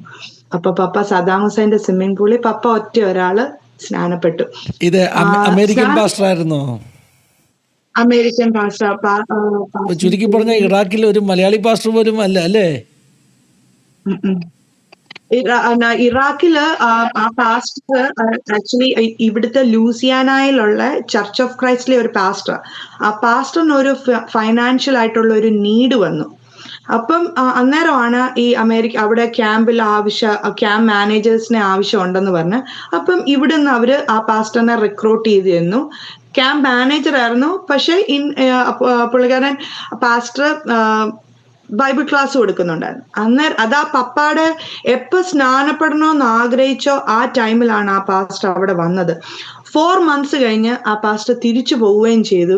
കാരണം എന്നാന്ന് ചോദിച്ചാൽ പാസ്റ്റർ വന്നത് പാസ്റ്ററിന്റെ മമ്മിക്ക് വയ്യായിരുന്നു. അപ്പൊ അതിന് കൊച്ചിരി ഫൈനാൻഷ്യൽ നീഡ് ഉണ്ടായിരുന്നു, അതിനായിട്ടാണ് വന്നത്. പക്ഷെ അമ്മ മരിച്ചുകൊണ്ട് പാസ്റ്റർ തിരിച്ചിങ്ങോട്ട് പോന്നു. പക്ഷെ ആ ഒരു ടൈമിലാണ് പപ്പാടെ ആഗ്രഹത്തിന്റെ ടൈമിൽ ദൈവം ആ പാസ്റ്ററിനെ അവിടെ കൊണ്ടുവന്നു. പപ്പാടെ സ്നാനം കഴിഞ്ഞു ആ പാസ്റ്റർ തിരിച്ച് റോഡ്നി വാറൻ എന്നാ പേര്, പാസ്റ്റർ റോഡ്നി വാറൻ. അപ്പം അങ്ങനെ പപ്പ അവിടെ സ്നാനപ്പെട്ടു. അന്നേരം അതെല്ലാം എനിക്കൊരു സർപ്രൈസ് ആയിരുന്നു. പക്ഷെ അപ്പോഴും ദൈവം എന്നോട് പറഞ്ഞു, ഞാൻ വാക്ക് പറഞ്ഞാൽ മാറാത്ത ദൈവ, നിന്റെ പപ്പ നിന്നെ ഒത്തിരി എതിർത്തിട്ടുണ്ട്, അസീസി ധ്യാന കേന്ദ്രത്തിലും പല പ്രശ്നങ്ങളും ഒക്കെ വന്നിട്ടുണ്ട്, പക്ഷേ ഹൃദയങ്ങളെ മാറ്റാൻ ഞാൻ ശക്തന, അതും കണ്ണുകളെ തുറക്കാനും ദൈവം ശക്തി. ഒരു പാസ്റ്റർമാരും വേണ്ട, ആരുമില്ല. ആ ഒരു വാഞ്ച കാരണം ദൈവം തന്നെ ഇടപെട്ടു. പപ്പ ഒറ്റയ്ക്ക് രക്ഷിക്കപ്പെട്ടു. സ്നാനപ്പെടണമെന്ന് ആഗ്രഹം വന്നപ്പം ദൈവം ഒരു വ്യക്തിയെ കൊണ്ടുവന്നു, സ്നാനപ്പെടുത്തി അവര് തിരിച്ചു പോന്നു. ദൈവം അങ്ങനെ പപ്പ രക്ഷയുടെ അനുഭവത്തിലേക്ക് വന്നു. മമ്മി പറഞ്ഞു, ഓക്കെ, ഇത് അപ്പനും മോളും ആയി, ഞാൻ ഇതില്ല. പപ്പ പറഞ്ഞു, ഇത് പേഴ്സണൽ കാര്യമാ, നീയും ദൈവമായിട്ടുള്ള നിന്റെ POC ബൈബിൾ നീ വായിച്ചു നോക്കിക്കോ, നിനക്ക് എപ്പം സത്യമാണെന്ന് മനസ്സിലാവുന്നു അപ്പം നീ വന്നാ മതി എന്ന് പറഞ്ഞു. അപ്പൊ മമ്മി പറഞ്ഞു ഓക്കെ. അങ്ങനെ മമ്മിയും വായിക്കാൻ തുടങ്ങി. അങ്ങനെ മമ്മി പതുക്കെ ഇങ്ങനെ ചാഞ്ചാടി നിൽക്കുന്ന ഒരു ടൈമായിരുന്നു. അങ്ങനെ ഇരിക്കുമ്പോഴാണ് ഞാൻ സ്നാനപ്പെട്ടിട്ട് ഞാൻ തിരിച്ച് കോളേജിലേക്ക് പോകുന്ന ആ ടൈമില് ഞാൻ കോട്ടയത്തു നിന്ന് കയറും, ബിൻസി ചെങ്ങന്നൂരിൽ നിന്ന് കയറും. അങ്ങനെ ഓരോ സ്റ്റോപ്പിൽ നിന്ന് ഓരോ ഫ്രണ്ട്സ് കയറും. അങ്ങനെ അപ്പൊ ചെങ്ങന്നൂരിൽ നിന്ന് ബിൻസിയുടെ പേരൻസ് US-ലായതുകൊണ്ട് ബിൻസിയെ ട്രെയിൻ കയറ്റി വിടുന്നത് അവരുടെ വീട്ടിൽ താമസിച്ചുകൊണ്ടിരുന്ന ആ അങ്കിളായിരുന്നു ബിൻസിയെ ട്രെയിൻ കയറ്റി വിടാൻ വരുന്നത്. അപ്പം എന്നോട് അങ്കിള് ചോദിച്ചു, എന്നെ കണ്ടു, ഞാൻ സ്നാനത്തിന് സമയത്ത് ഓർണമെന്റ്സ് ഊരി അത് കഴിഞ്ഞിട്ട് ഞാൻ തിരിച്ചിട്ടായിരുന്നു. എന്നോട് ദൈവം ഇടപെട്ടിട്ടില്ല ഓർണമെന്റ്സ് ഊരാൻ. രക്ഷ മനസ്സിലായി, സ്നാനം മനസ്സിലായി, പക്ഷെ ഓർണമെന്റ്സിന്റെ കാര്യം എന്നോട് ദൈവം പറഞ്ഞിട്ടില്ല. അതുകൊണ്ട് ഞാൻ ഇട്ടുകൊണ്ട് തന്നെ അങ്ങ് പോയി. ആരോ പറഞ്ഞു ഊരണമെന്ന്, ഊരി, പക്ഷെ ഞാൻ പിന്നെയും തിരിച്ചിട്ടു. പക്ഷെ അതിന്റെ വ്യത്യാസം അറിയത്തില്ലാത്തതുകൊണ്ട്. അപ്പം എന്നെ അങ്കിള് ട്രെയിൻ കയറാൻ നിർത്തി, മോളെ ഓർണമെന്റ്സ് ഊരിയിട്ട് തിരിച്ചിട്ടോ, അതൊന്നും ശരിയല്ല മോളെ എന്നിങ്ങനെ പറഞ്ഞു. അപ്പൊ ഞാൻ പറഞ്ഞു, അങ്കിളെ അത് എന്നോട് ദൈവം ഇടപെടട്ടെ, അപ്പൊ ഞാൻ ചെയ്യാം, തെറ്റാന്നോ അല്ല ദൈവത്തിന് ഇഷ്ടമില്ലാന്നോ പറയട്ടെ എന്ന് പറഞ്ഞിട്ട് ഞാൻ ഫുൾ സ്റ്റോപ്പ് ആക്കി. ആരും പറയുന്നോണ്ട് ഞാൻ ചെയ്യാൻ തീരുമാനിച്ചിട്ടില്ലായിരുന്നു. അങ്ങനെ ഇരുന്നു. പക്ഷെ ആ ഒരു ചോദ്യം എന്നെ ബോധർ ചെയ്യാൻ തുടങ്ങി. അടുത്തത് ഞാൻ എങ്ങനെ ഈ ഓർണമെന്റ്സ് ഊരാനുള്ള കാരണം, ഓർണമെന്റ്സ് ആദ്യമേ എന്നെ ഒരു ദിവസം ഞാനിങ്ങനെ വെക്കേഷൻ എപ്പോഴോ വന്നപ്പോൾ ഞങ്ങളുടെ ചർച്ചിൽ പോയപ്പം പാസ്റ്റർ ഇങ്ങനെ പ്രസംഗിച്ചോണ്ടിരുന്നപ്പോൾ പറഞ്ഞു, അബ്രഹാം അടിമയുടെ കാത് കുത്തി. അതായത് അന്നത്തെ കാലത്ത് കാത് കുത്തുന്നത് അടിമയാക്കുന്നവരുടെ ഒരു സീലായിരുന്നു. അപ്പൊ ഞാൻ ഓർക്കോ, ശരി, പശുക്കളുടെയൊക്കെ കാതൊക്കെ കുത്തുന്നുണ്ട്, അതുപോലെ ഒരു സീലായിരിക്കും അത്. അപ്പൊ ഞാൻ ഓർത്ത്, ദൈവമേ, ഞാൻ ഈ ലോകത്തിന്റെ അടിമയാണോ ഈ കാതൊക്കെ കുത്തിയേക്കുന്നത്? പക്ഷെ ഞാൻ ഓർത്ത് അതാ പറഞ്ഞോണ്ട് എന്റെ മനസ്സിങ്ങനെ ബോധർ ചെയ്യുന്നതാണ്. അത് കഴിഞ്ഞപ്പോ വേറൊരു ഇതെല്ലാം ഒത്തിരി സമയമെടുത്താ നടക്കുന്നത്. 1-2 മാസത്തിന്റെ ഇടയ്ക്കാണ് ദൈവം ഇതെല്ലാം ഇടപെടുന്നത്. അത് കഴിഞ്ഞ് ഒരു പ്രാവശ്യം ഞാൻ ബിൻസിയുടെ എവിടെ പോകാനുള്ള ഒരു ഫ്രീഡവും എനിക്ക് പപ്പായും മമ്മിയും തന്നിട്ടുണ്ടായിരുന്നു. എന്നുവെച്ചാൽ ബിൻസി ഒരു തെറ്റായ വഴി പോവുകയല്ല, അല്ല തെറ്റായ ഒരു സ്ഥലത്ത് കൊണ്ടുപോവുകയല്ല എന്നുള്ള ഒരു ട്രസ്റ്റ് ഉള്ളതുകൊണ്ട് എവിടെ പോയാലും ബിൻസി ഉണ്ടോ, പൊക്കോളാൻ പറയും. അങ്ങനെ അപ്പൊ ബിൻസിയുടെ വീട്ടില് അവിടുത്തെ ചർച്ചിലെ ഒരാള് ഗൾഫിലോ എന്തോ UK-ലോട്ടോ പോവുകയെന്ന് അവരുടെ ഒരു വീട്ടിലെ ഒരു പ്രാർത്ഥനയാണ്. 5 minutes പ്രാർത്ഥനയുള്ളൂ, പാസ്റ്റർ വന്ന് പ്രാർത്ഥിച്ചിട്ട് അങ്ങ് പോവുക. അപ്പൊ ബിൻസി പറഞ്ഞു, ഇടി വാടി, നമുക്ക് ആ പ്രാർത്ഥന കൂടിയിട്ട് വരാം എന്ന് പറഞ്ഞു. അപ്പൊ ഞാൻ പറഞ്ഞു, അപ്പൊ ഞാൻ ദൈവത്തോട് പെട്ടെന്ന് പറഞ്ഞു, ഇത് അവരെ ബ്ലെസ് ചെയ്ത് അയക്കുന്ന ഒരു പ്രാർത്ഥനയാണ്. അപ്പൊ അതിന്റെ ആ സമയത്ത് അവർ പെന്തക്കോസ്തുകാരാ, അതിന്റെ സമയത്ത് സ്വർണത്തിനെയും വെള്ളിയെ കുറിച്ചും ഒന്നും പറയേണ്ട ആവശ്യമില്ല. പക്ഷെ ആ പ്രാർത്ഥനയുടെ ഇടയ്ക്ക് പാസ്റ്റർ സ്വർണത്തിന്റെയോ വെള്ളിയുടെയോ ഒക്കെ കാര്യം പറയുവാണെങ്കിൽ ഞാൻ മനസ്സിലാക്കാം, നിനക്ക് ഇത് താല്പര്യമില്ലാത്ത ഒരു വിഭാഗമാണെന്ന് എനിക്ക് മനസ്സിലാക്കാവുന്ന. ഇതിങ്ങനെ ഈ എക്സ്ക്യൂസുകൾ ഞാൻ ദൈവത്തോട് കൊടുക്കുമായിരുന്നു. പക്ഷെ പ്രേയറിന് ചെന്നപ്പോഴേ പാസ്റ്റർ എടുത്ത ആദ്യത്തെ വാക്യം സ്വർണവും വെള്ളിയെ കുറിച്ച് ആ ഒരു വാക്യം എടുത്ത് വായിച്ചു. ഞാൻ പറഞ്ഞു, എന്റെ കർത്താവേ, ഇതിങ്ങനെ തന്നെ ഈ ഒരു സമയത്ത് ഈ പാസ്റ്റർ തന്നെ ഇത് സംസാരിക്കുന്നത്. പക്ഷെ ആ പാസ്റ്റർ അതാ വാക്യം എടുത്ത് വായിച്ചത്. അപ്പൊ എന്റെ മനസ്സിൽ പിന്നെയും അത് കൊണ്ട് ഇപ്പൊ 2ാമത്തെ വട്ടവാ ദൈവം എന്നോട് ഇടപെടുന്നത്. പിന്നെ ഞാൻ ദൈവത്തോട് എക്സ്ക്യൂസ് പറയാൻ തുടങ്ങി. എന്റെ കർത്താവേ, ഇപ്പം പപ്പ നാട്ടിലില്ല, മമ്മി വീട്ടിൽ എന്നെ കയറ്റുകയല്ലെന്നാ പറഞ്ഞേക്കുന്ന ഓർണമെന്റ്സ് ഊരിയിട്ട് ചെന്ന് കഴിഞ്ഞാല് എനിക്ക് മമ്മി എന്നെ വഴക്ക് പറയും, എനിക്കതുകൊണ്ട് പേടിയാ. ഇത് പ്രാർത്ഥിച്ച പിറ്റേ ദിവസം കാണുന്ന സ്വപ്നം എന്ന് പറഞ്ഞാൽ മമ്മി ഒരു യെല്ലോ ചുരിദാർ ഇട്ട് നിൽക്കുന്നു, ഞാൻ ഓർണമെന്റ്സ് ഇല്ലാതെ നിൽക്കുന്നു, മമ്മി ഇരുന്ന് ചിരിക്കുക. അപ്പൊ ഞാൻ ഓർത്തു, ഇതെന്റെ ആഗ്രഹം കാരണം ആഗ്രഹങ്ങൾ സ്വപ്നമായിട്ട് വരുന്നത്. അപ്പൊ ഞാൻ അതിനെയും റിജക്ട് ചെയ്തു. അത് കഴിഞ്ഞപ്പോഴാണ് കുറച്ചുനാൾ കഴിഞ്ഞപ്പോൾ കോളേജിൽ പോകും, പിന്നെയും തിരിച്ചു വരുമ്പം എപ്പോഴും ഞാൻ ബിൻസിയുടെ വീട്ടിൽ ഒരു ഹോൾട്ട് ചെയ്തിട്ട് പിന്നെ വീട്ടിൽ പോവുള്ളൂ. എന്റെ ഫസ്റ്റ് ഹോം ബിൻസിയുടെ ആയി, 2ാമത്തെ വീടാണ് എന്റെ വീട്. അപ്പം അന്ന് ബിൻസിയുടെ പപ്പ നാട്ടിലുണ്ടായിരുന്നു. അപ്പൊ അവിടെ വൈകിട്ടത്തെ ഏതോ ഭവന പ്രാർത്ഥനയ്ക്ക് പോയി. ആ പ്രാർത്ഥനയ്ക്ക് അങ്കിളായിരുന്നു മെസ്സേജ് കൊടുത്തോണ്ടിരുന്നത്. അപ്പം പറഞ്ഞു, മേരി ഏറ്റവും പ്രഷ്യസ് ആയിട്ടുള്ള അവളുടെ തലമുടി എടുത്ത് യേശുവിന്റെ കാല് തുടച്ചു.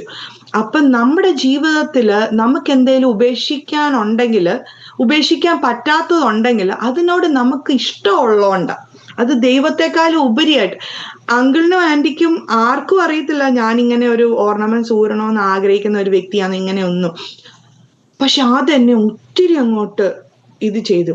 This is time. ദൈവം എന്നോട് പറഞ്ഞു, ദൈവം എനിക്ക് ഓരോന്ന്, ദൈവത്തിന് ഇത് തെറ്റാന്നല്ല, ദൈവത്തിന് ഇഷ്ടമല്ല എന്നാണ് ദൈവം എന്നോട് പറഞ്ഞത്. അതായത് തെറ്റാന്ന് ദൈവം എന്നോട് പറഞ്ഞിട്ടില്ല. ദൈവം എന്നോട് പറഞ്ഞത്, എനിക്കിതൊന്നും ഇഷ്ടമല്ല, അത് നിന്റെ ഓപ്ഷനാണ്, നിനക്ക് വേണമെങ്കിൽ എടുക്കാം, പക്ഷെ എനിക്കിത് ഇഷ്ടമല്ല എന്ന് ദൈവം അന്ന് പറഞ്ഞപ്പം ഞാൻ അന്ന് വൈകിട്ട് ബിൻസിയുടെ വീട്ടിൽ വെച്ചാൽ ഞാൻ ഓർണമെന്റ്സ് എല്ലാം ഊരി ആന്റിയുടെ കൊണ്ട് കൊടുത്തു. അപ്പൊ ആന്റി പറഞ്ഞു, അയ്യോ മക്കളെ, നീ ഒറ്റയ്ക്ക് ഇറങ്ങിയതാ, നീ ഓർണമെന്റ്സ് ഒന്നും ഊരണ്ട, ഇപ്പം മക്കള് തിരിച്ചിട്ടോ എന്നുവെച്ചാൽ വീട്ടിൽ ചെല്ലുമ്പോ ഭയങ്കര പ്രശ്നമാവും, കൊച്ചൊറ്റയ്ക്കല്ലേ, അതിനൊരു ടൈം ഉണ്ട് എല്ലാത്തിനും. ഞാൻ പറഞ്ഞില്ല ആന്റി, ദൈവം ഇടപെട്ടു, ഇനി ഞാൻ തിരിച്ചിടുകയല്ല, ഞാൻ ഇടുകയല്ല ആര് പറഞ്ഞാലും. പിറ്റേ ദിവസം ഞാൻ വീട്ടിൽ പോവാ. വീട്ടില് ഞങ്ങളുടെ പിണ്ണാക്കിനാട്ടൊന്ന് വീട്ടിലോട്ട് ഒരു 1/2 മൈലുണ്ട് നടക്കാൻ.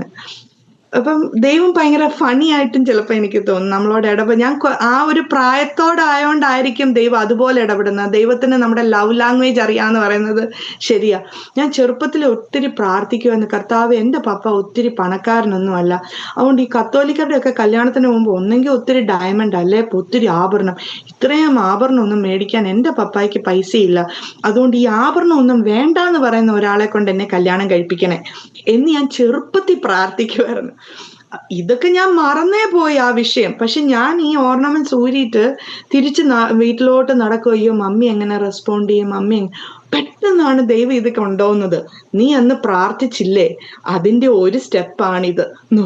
ഞാൻ വന്നു, അയ്യോ, എനിക്ക് തന്നെ ചിരി വന്നു അന്നേരം. ദൈവമേ, ഞാൻ ഇങ്ങനെ പ്രാർത്ഥിച്ചിട്ടുണ്ടല്ലോ. അന്ന് കത്തോലിക്കായിരുന്നു, ഒന്ന് 7-ോ 8-ലോ പഠിക്കുന്ന സമയത്താ.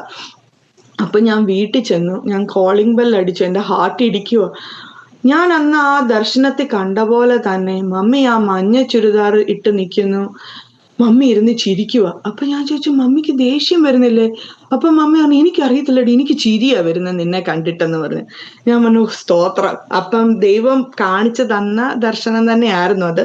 അതുപോലെ തന്നെ അപ്പം ഞാൻ ഊരിയ മാല വീട്ടിൽ ചെന്നപ്പോഴേ എന്റെ സിസ്റ്റർ ഓടി, ഹോ, ഇനി ചേച്ചിയുടെയും കൂടെ എൻ്റെ ആണല്ലോ എന്ന് പറഞ്ഞു. അവൾ ആ എടുത്തിട്ട് ആ മാല. അപ്പൊ ഞാൻ പറഞ്ഞു, ഒരാള് ഇട്ടെറിഞ്ഞത് നീ എടുത്തിട്ടാൽ അടുത്തത് നീ ആയിരിക്കും മിക്കവാറും ഊരുന്നതെന്ന് ഞാൻ പറഞ്ഞു. ഇത്രയും പറഞ്ഞിട്ട് ഞാൻ അങ്ങ് നിർത്തി. അത് കഴിഞ്ഞപ്പം പിന്നെ മമ്മിയുടെ മാറ്റങ്ങൾ, മമ്മിയുടെ ജീവിതത്തില് മാറ്റങ്ങൾ, മമ്മിക്കും ഇത് സത്യമാണെന്ന് മനസ്സിലാക്കാൻ തുടങ്ങി. അങ്ങനെ ഓതറെ വെച്ച് ഞാന് കാഞ്ഞിരപ്പള്ളിയിൽ ഒരു ചെറിയ തോട്ടിൽ വെച്ച്, കപ്പാട് ഉള്ള ഒരു തോട്ടി വെച്ച് ഞാൻ സ്നാനപ്പെട്ടു. പപ്പ ഇറാഖി സ്നാനപ്പെട്ടു.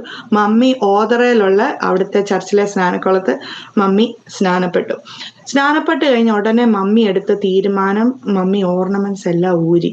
അത് മമ്മി ഊരാനുള്ള കാരണം, മമ്മി പറഞ്ഞു, എന്നെ ഓർണമെന്റ്സ് ഇട്ടാല് ഞാൻ ഒരു വ്യത്യസ്ത വ്യക്തിയാന്ന് ചിലപ്പം ആ ഞങ്ങളുടെ കാഞ്ഞിരപ്പള്ളി സ്ഥലത്ത് വന്ന് ആർക്കും മനസ്സിലാവുമല്ലോ, ഞാൻ മറ്റുള്ളവരെ പോലെ. പക്ഷെ എനിക്കൊരു സെപ്പറേറ്റഡ് ആണ്.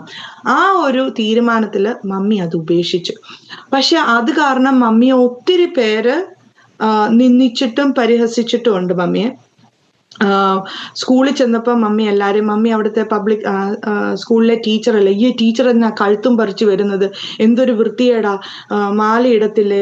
മമ്മിയുടെ ഫാമിലിയിലും പ്രശ്നങ്ങളുണ്ടായിരുന്നു. ഡാഡി ഇതെന്തുവാ, കഴുത്തും കാതും ഒക്കെ പറിച്ച് നിനക്കൊരു പേളിന്റെ മാലയിൽ ഇട്ടുകൂടെ എന്നൊക്കെ പറഞ്ഞ് അവര് വരിക. പക്ഷെ മമ്മി പറഞ്ഞു, ഞാൻ എടുത്ത തീരുമാനമാ, ഇതെനിക്ക് സത്യമാണെന്ന് മനസ്സിലായി, അതുകൊണ്ട് ഞാനൊരു സ്റ്റെപ്പ് എടുത്തു വെച്ചു.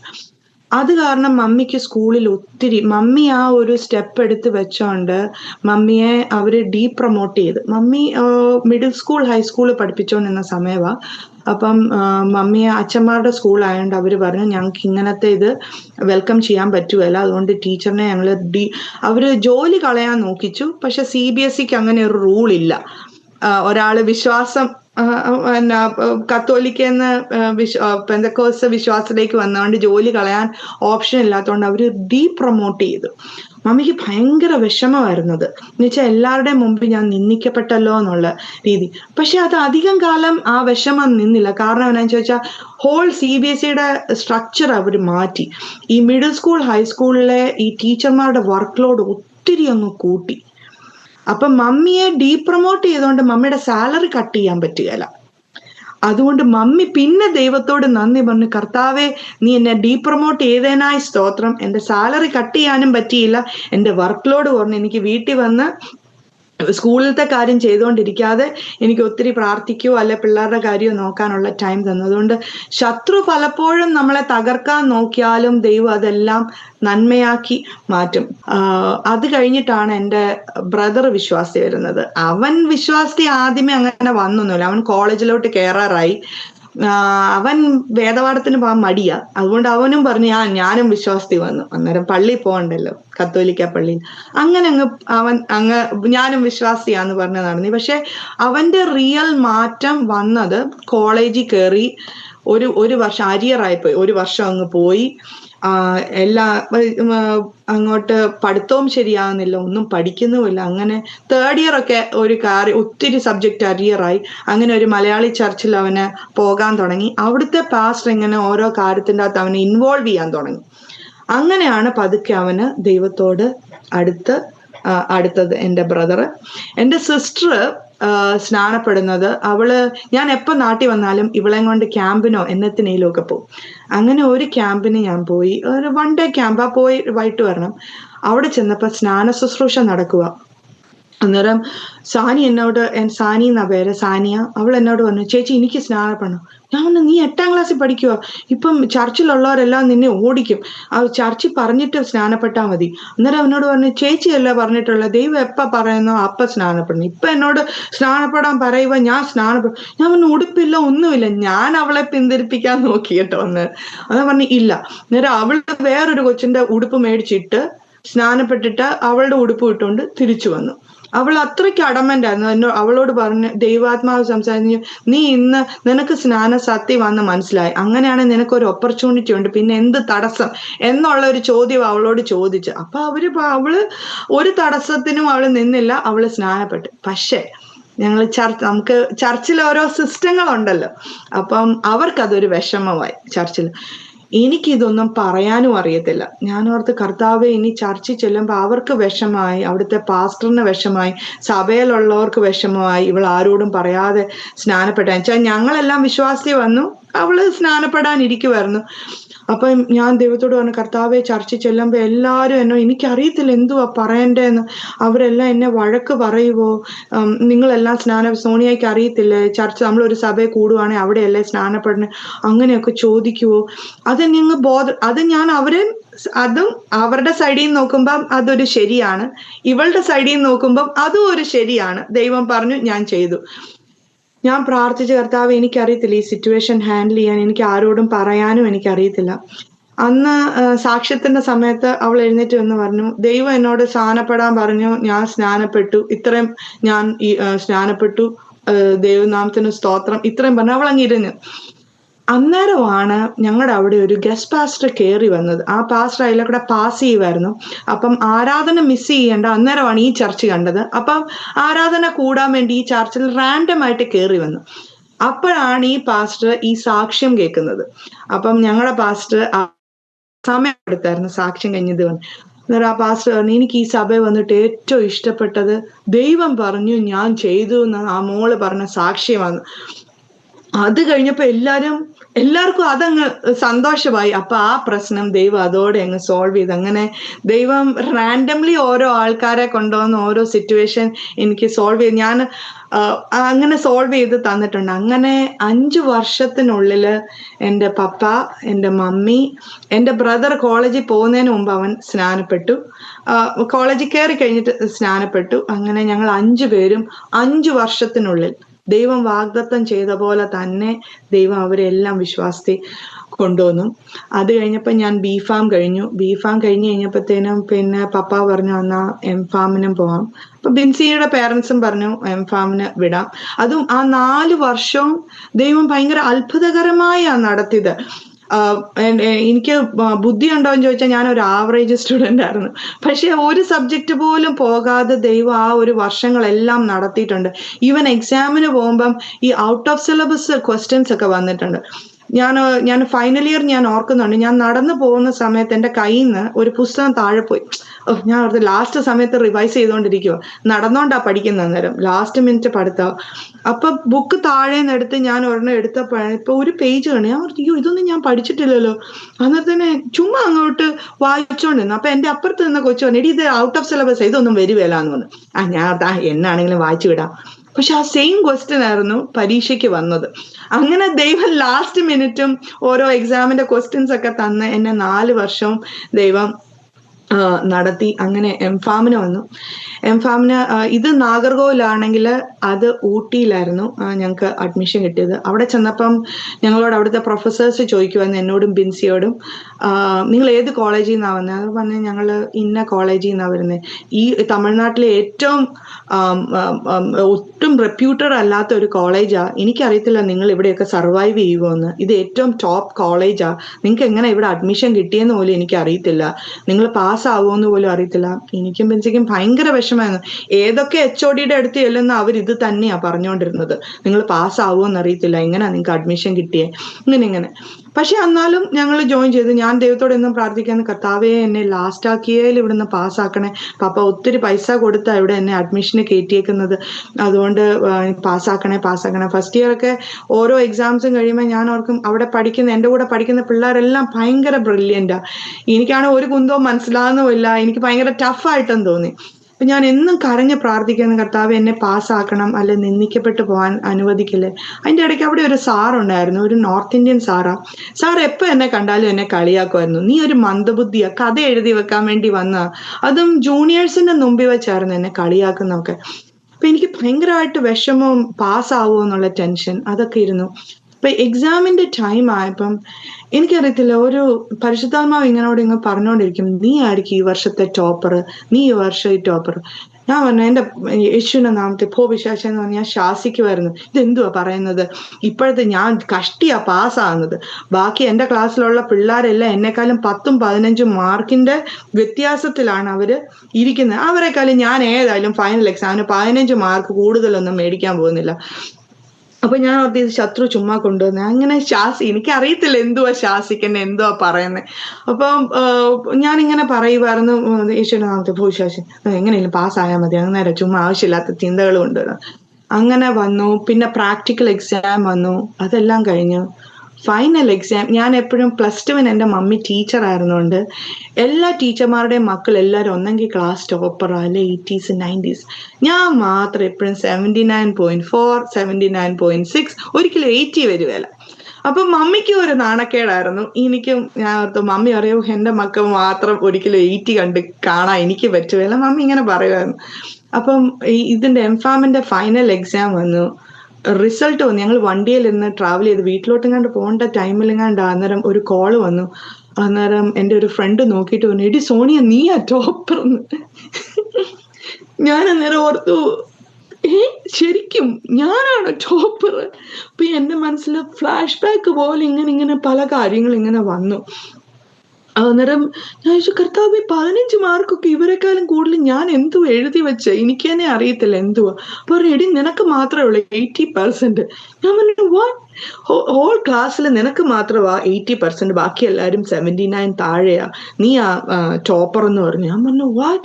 അപ്പൊ എനിക്കങ്ങ് സർപ്രൈസ് ആയിപ്പോയി. അപ്പൊ എനിക്ക് ഞാൻ ദൈവത്തോട്, അപ്പൊ എനിക്ക് ഫ്ലാഷ് ബാക്ക് പോലെ, അപ്പം അത് ഞാൻ കേട്ടതെല്ലാം ദൈവത്തിന്റെ സ്വരമായിരുന്നു എന്ന് മനസ്സിലായി. അപ്പൊ ഞാൻ ചിന്തിച്ചു, അതെങ്ങനെ എനിക്ക് 15 മാർക്ക് വീതം കൂടുതൽ കിട്ടുന്നേ എന്ന് ഞാൻ ഇങ്ങനെ ചിന്തിച്ചു. അപ്പം ഞങ്ങൾക്ക് അവിടെ ഒരു പ്രൊഫസർ ഉണ്ടായിരുന്നു, ഡോക്ടർ സബിൻ തോമസ് എന്നായിരുന്നു പേര്. അപ്പം സാറ് ായിരുന്നു താമസിക്കുന്നത്. അപ്പം ഞങ്ങൾക്ക് ഈ സൺഡേസിലൊക്കെ മീറ്റിങ്ങും, സൺഡേസിൽ ഈവനിങ്ങിൽ സാറിന്റെ വീട്ടിലൊരു മീറ്റിംഗ് ഉണ്ടായിരുന്നു. എൻ്റെ തെറാപ്യൂട്ടിക്സിന്റെ ടീച്ചറും സാറായിരുന്നു. അപ്പൊ സൺഡേസിൽ സാറിന്റെ വീട്ടില് മീറ്റിങ്ങിന് ഞങ്ങൾ പോകും. വൈകിട്ട് അങ്ങനെയായിരുന്നു. എത്ര യൂണിവേഴ്സിറ്റി എക്സാം ആണെങ്കിലും, എക്സാംസ് ഉണ്ടെങ്കിലും ഇതുവരെയായിട്ടും ഞങ്ങൾ ഒരു മീറ്റിംഗ് കട്ട് ചെയ്യുവോ, ഒരു ഈവനിങ് മീറ്റിംഗ് കട്ട് ചെയ്യുവോ അനുവദിച്ച്, അത് ഞാൻ എപ്പോഴും എൻ്റെ ഫ്രണ്ടിനെ ഞാൻ അപ്രീഷിയേറ്റ് ചെയ്യും. ഞാൻ B.Pharm ഫസ്റ്റ് ഇയർ തൊട്ട് എന്നോട്, ഞാൻ പ്രിൻസി ഒത്തിരി പഠിക്കാറുണ്ട്, ഇപ്പോൾ ഫെയിലാവും, അപ്പൊ കർത്താവ് ഇന്ന് വന്നാൽ നീ പോവോടിയെന്ന് ചോദിക്കും. ഇങ്ങനെ ഒരു ഇത്, നീ പഠിച്ചോണ്ടിരുന്നു, കർത്താവ് വന്നാൽ നീ പോവോ, പ്രാർത്ഥിക്കുന്ന സമയത്ത് ഇങ്ങനെ പറയുമായിരുന്നു ബിൻസി. അപ്പം ഈവൻ ഞാൻ B.Pharm പഠിച്ചുകൊണ്ടിരുന്ന സമയത്തും M.Pharm പഠിച്ചുകൊണ്ടിരുന്ന സമയത്തും ഇങ്ങനെ ഒത്തിരി അവിടെ ഉണ്ടായിരുന്ന ഫ്രണ്ട്സ് എല്ലാം എപ്പോഴും ദൈവത്തെ സ്നേഹിക്കുന്ന കുറെ ഫ്രണ്ട്സ് ആയിരുന്നു. ഒരു പ്രെയർ ഗ്രൂപ്പും എല്ലാം ഉണ്ട്. അങ്ങനെയാണ് ഞാൻ ഒത്തിരി വചനത്തിൽ വളർന്നതും എല്ലാം. ഈവൻ B.Pharmന് പഠിച്ചുകൊണ്ടിരുന്നപ്പോഴും അവിടെ ഈ PR ബേബി പാസ്റ്ററിന്റെ ചർച്ചിൽ പോയിക്കൊണ്ടിരുന്ന ഒരു മോൾ ഉണ്ടായിരുന്നു. ആ മോള് വന്ന് ഞങ്ങൾക്ക് വചനത്തിൽ നിന്നൊക്കെ ആഴത്തിൽ നിന്നൊക്കെ പറയുവായിരുന്നു. അങ്ങനെയാണ് വചനം പഠിക്കാനും എല്ലാം ദൈവം അങ്ങനെ ഒരു ഓപ്പർച്യൂണിറ്റി ഒരുക്കി തന്നു. അന്നേരം ഞാൻ എൻ്റെ പ്രൊഫസറിനെ വിളിച്ചു പറഞ്ഞു, സാർ എങ്ങനെ ഞാൻ ടോപ്പറായി, സാറിനറിയാം എൻ്റെ കപ്പാസിറ്റി എന്നാണ്.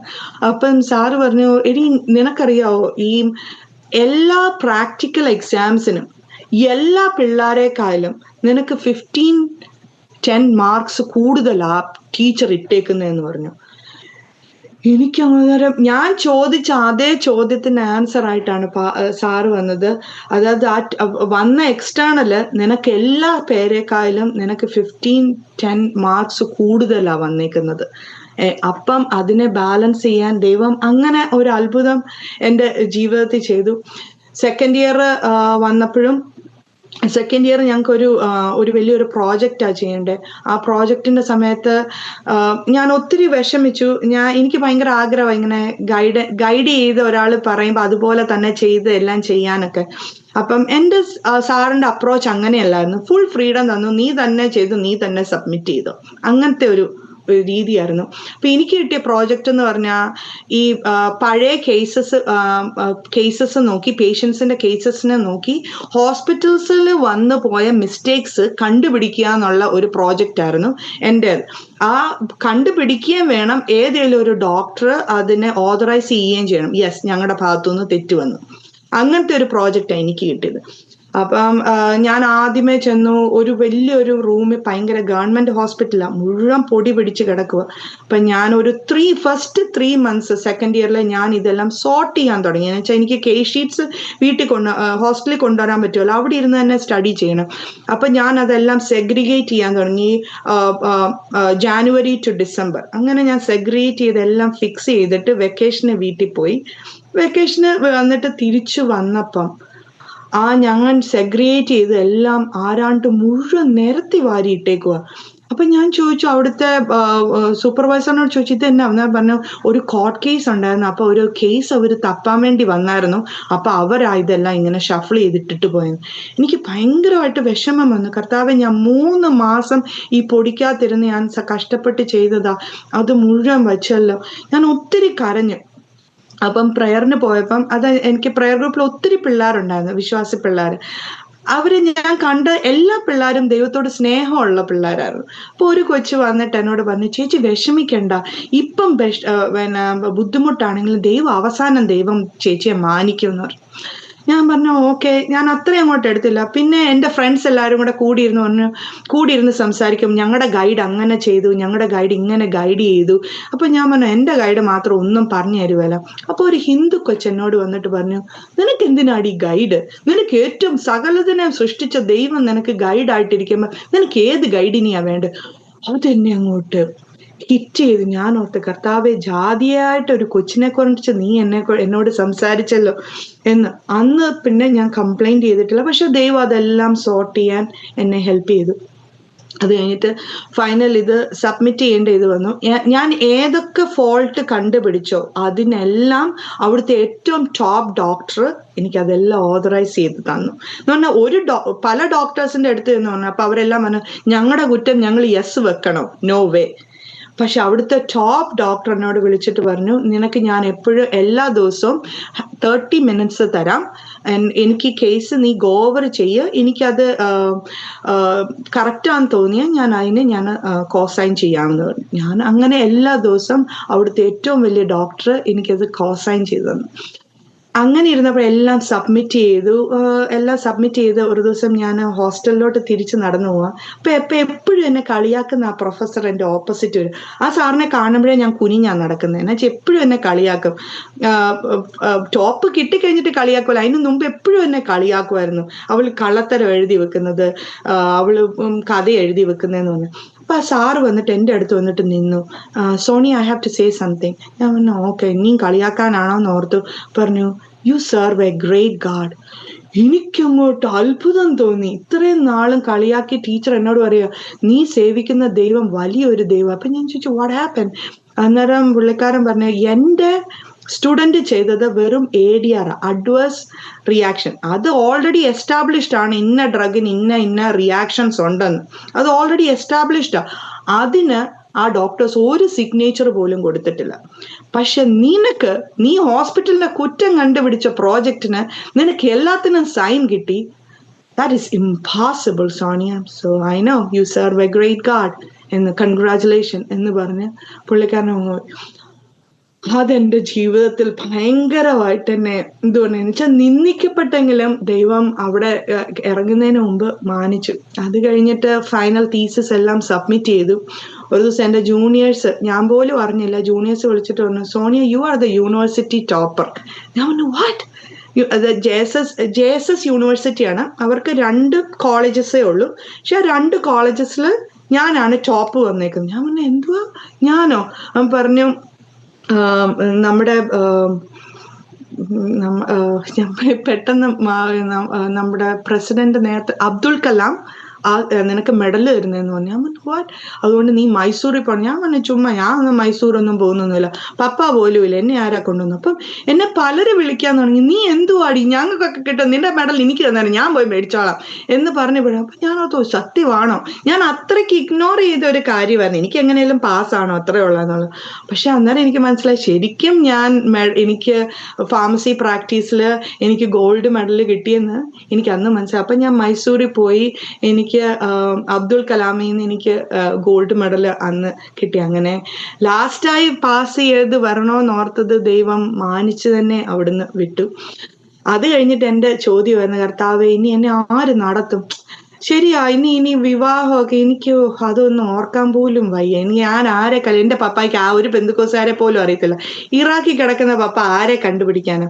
അപ്പൊ പപ്പായ്ക്കും ഇതിന്റെ ഒരു ടെൻഷൻ കാരണം പപ്പ കേരള മാട്രിമോണിയലിന് എൻ്റെ ഇത് കൊടുത്തു. അപ്പൊ ഞാൻ ഭയങ്കര ഞാൻ എന്നാ പരസ്യത്തിനുള്ളതാണോ, ഇതെന്നാ വിൽക്കുവാണോ എന്നെ എന്നൊക്കെ പറഞ്ഞ് ഒത്തിരി ഞാൻ ബഹളം ഉണ്ടാക്കി. പറഞ്ഞു നിനക്കറിയത്തില്ല, ഒരപ്പനും അമ്മയ്ക്കും മക്കള് ഒരു പ്രായമാകുമ്പോൾ അതിൻ്റെതായ ടെൻഷനുണ്ട്. എനിക്ക് ആരെ അറിയത്തില്ല, ഒരു പാസ്റ്റർമാരെ പോലും നാട്ടിൽ എനിക്ക് അറിയത്തില്ല. നിങ്ങൾ ആരാധനയ്ക്ക് പോകുന്ന ചർച്ചിൽ പോലും ഞാൻ വന്നിട്ടില്ല ഇതുവരെയായിട്ട്. അതുകൊണ്ട് എനിക്കിതേ ഉള്ളൂ ഓപ്ഷൻ. അങ്ങനെ കേരള മാട്രിമോണിയലിന് എൻ്റെ ഇതിട്ടു. ആ സമയം തന്നെയാണ് എൻ്റെ ഹസ്ബൻഡ് സ്റ്റാൻലി കേരള മാട്രിമോണിയലിൻ്റെ അകത്ത് ഇടുന്നത്. അന്നേരം പപ്പ ഇങ്ങനെ അച്ചാച്ചൻ വിളിച്ചു പപ്പായെ, അന്നേരം ഇങ്ങനെയാ കാര്യങ്ങൾ എന്നൊക്കെ പറഞ്ഞു. അപ്പൊ പപ്പായ്ക്ക് അച്ചാച്ചനോട് സംസാരിച്ചപ്പോൾ ഇഷ്ടപ്പെട്ടു. അപ്പൊ നാട്ടിലെ ഞങ്ങളുടെ സൈഡിൽ മണിമലയിൽ ഒരു സൈഡുണ്ട്, നമ്മുടെ വല്യപ്പന്മാർ അവരുടെ വീട്ടിൽ പോയി കാര്യങ്ങളൊക്കെ അന്വേഷിച്ച് എല്ലാം കറക്റ്റ് ആണോ എന്നൊക്കെ നോക്കി നടത്തുന്നത് ഞങ്ങളുടെ ഒരു സൈഡിൽ ഒരു രീതിയാണ്.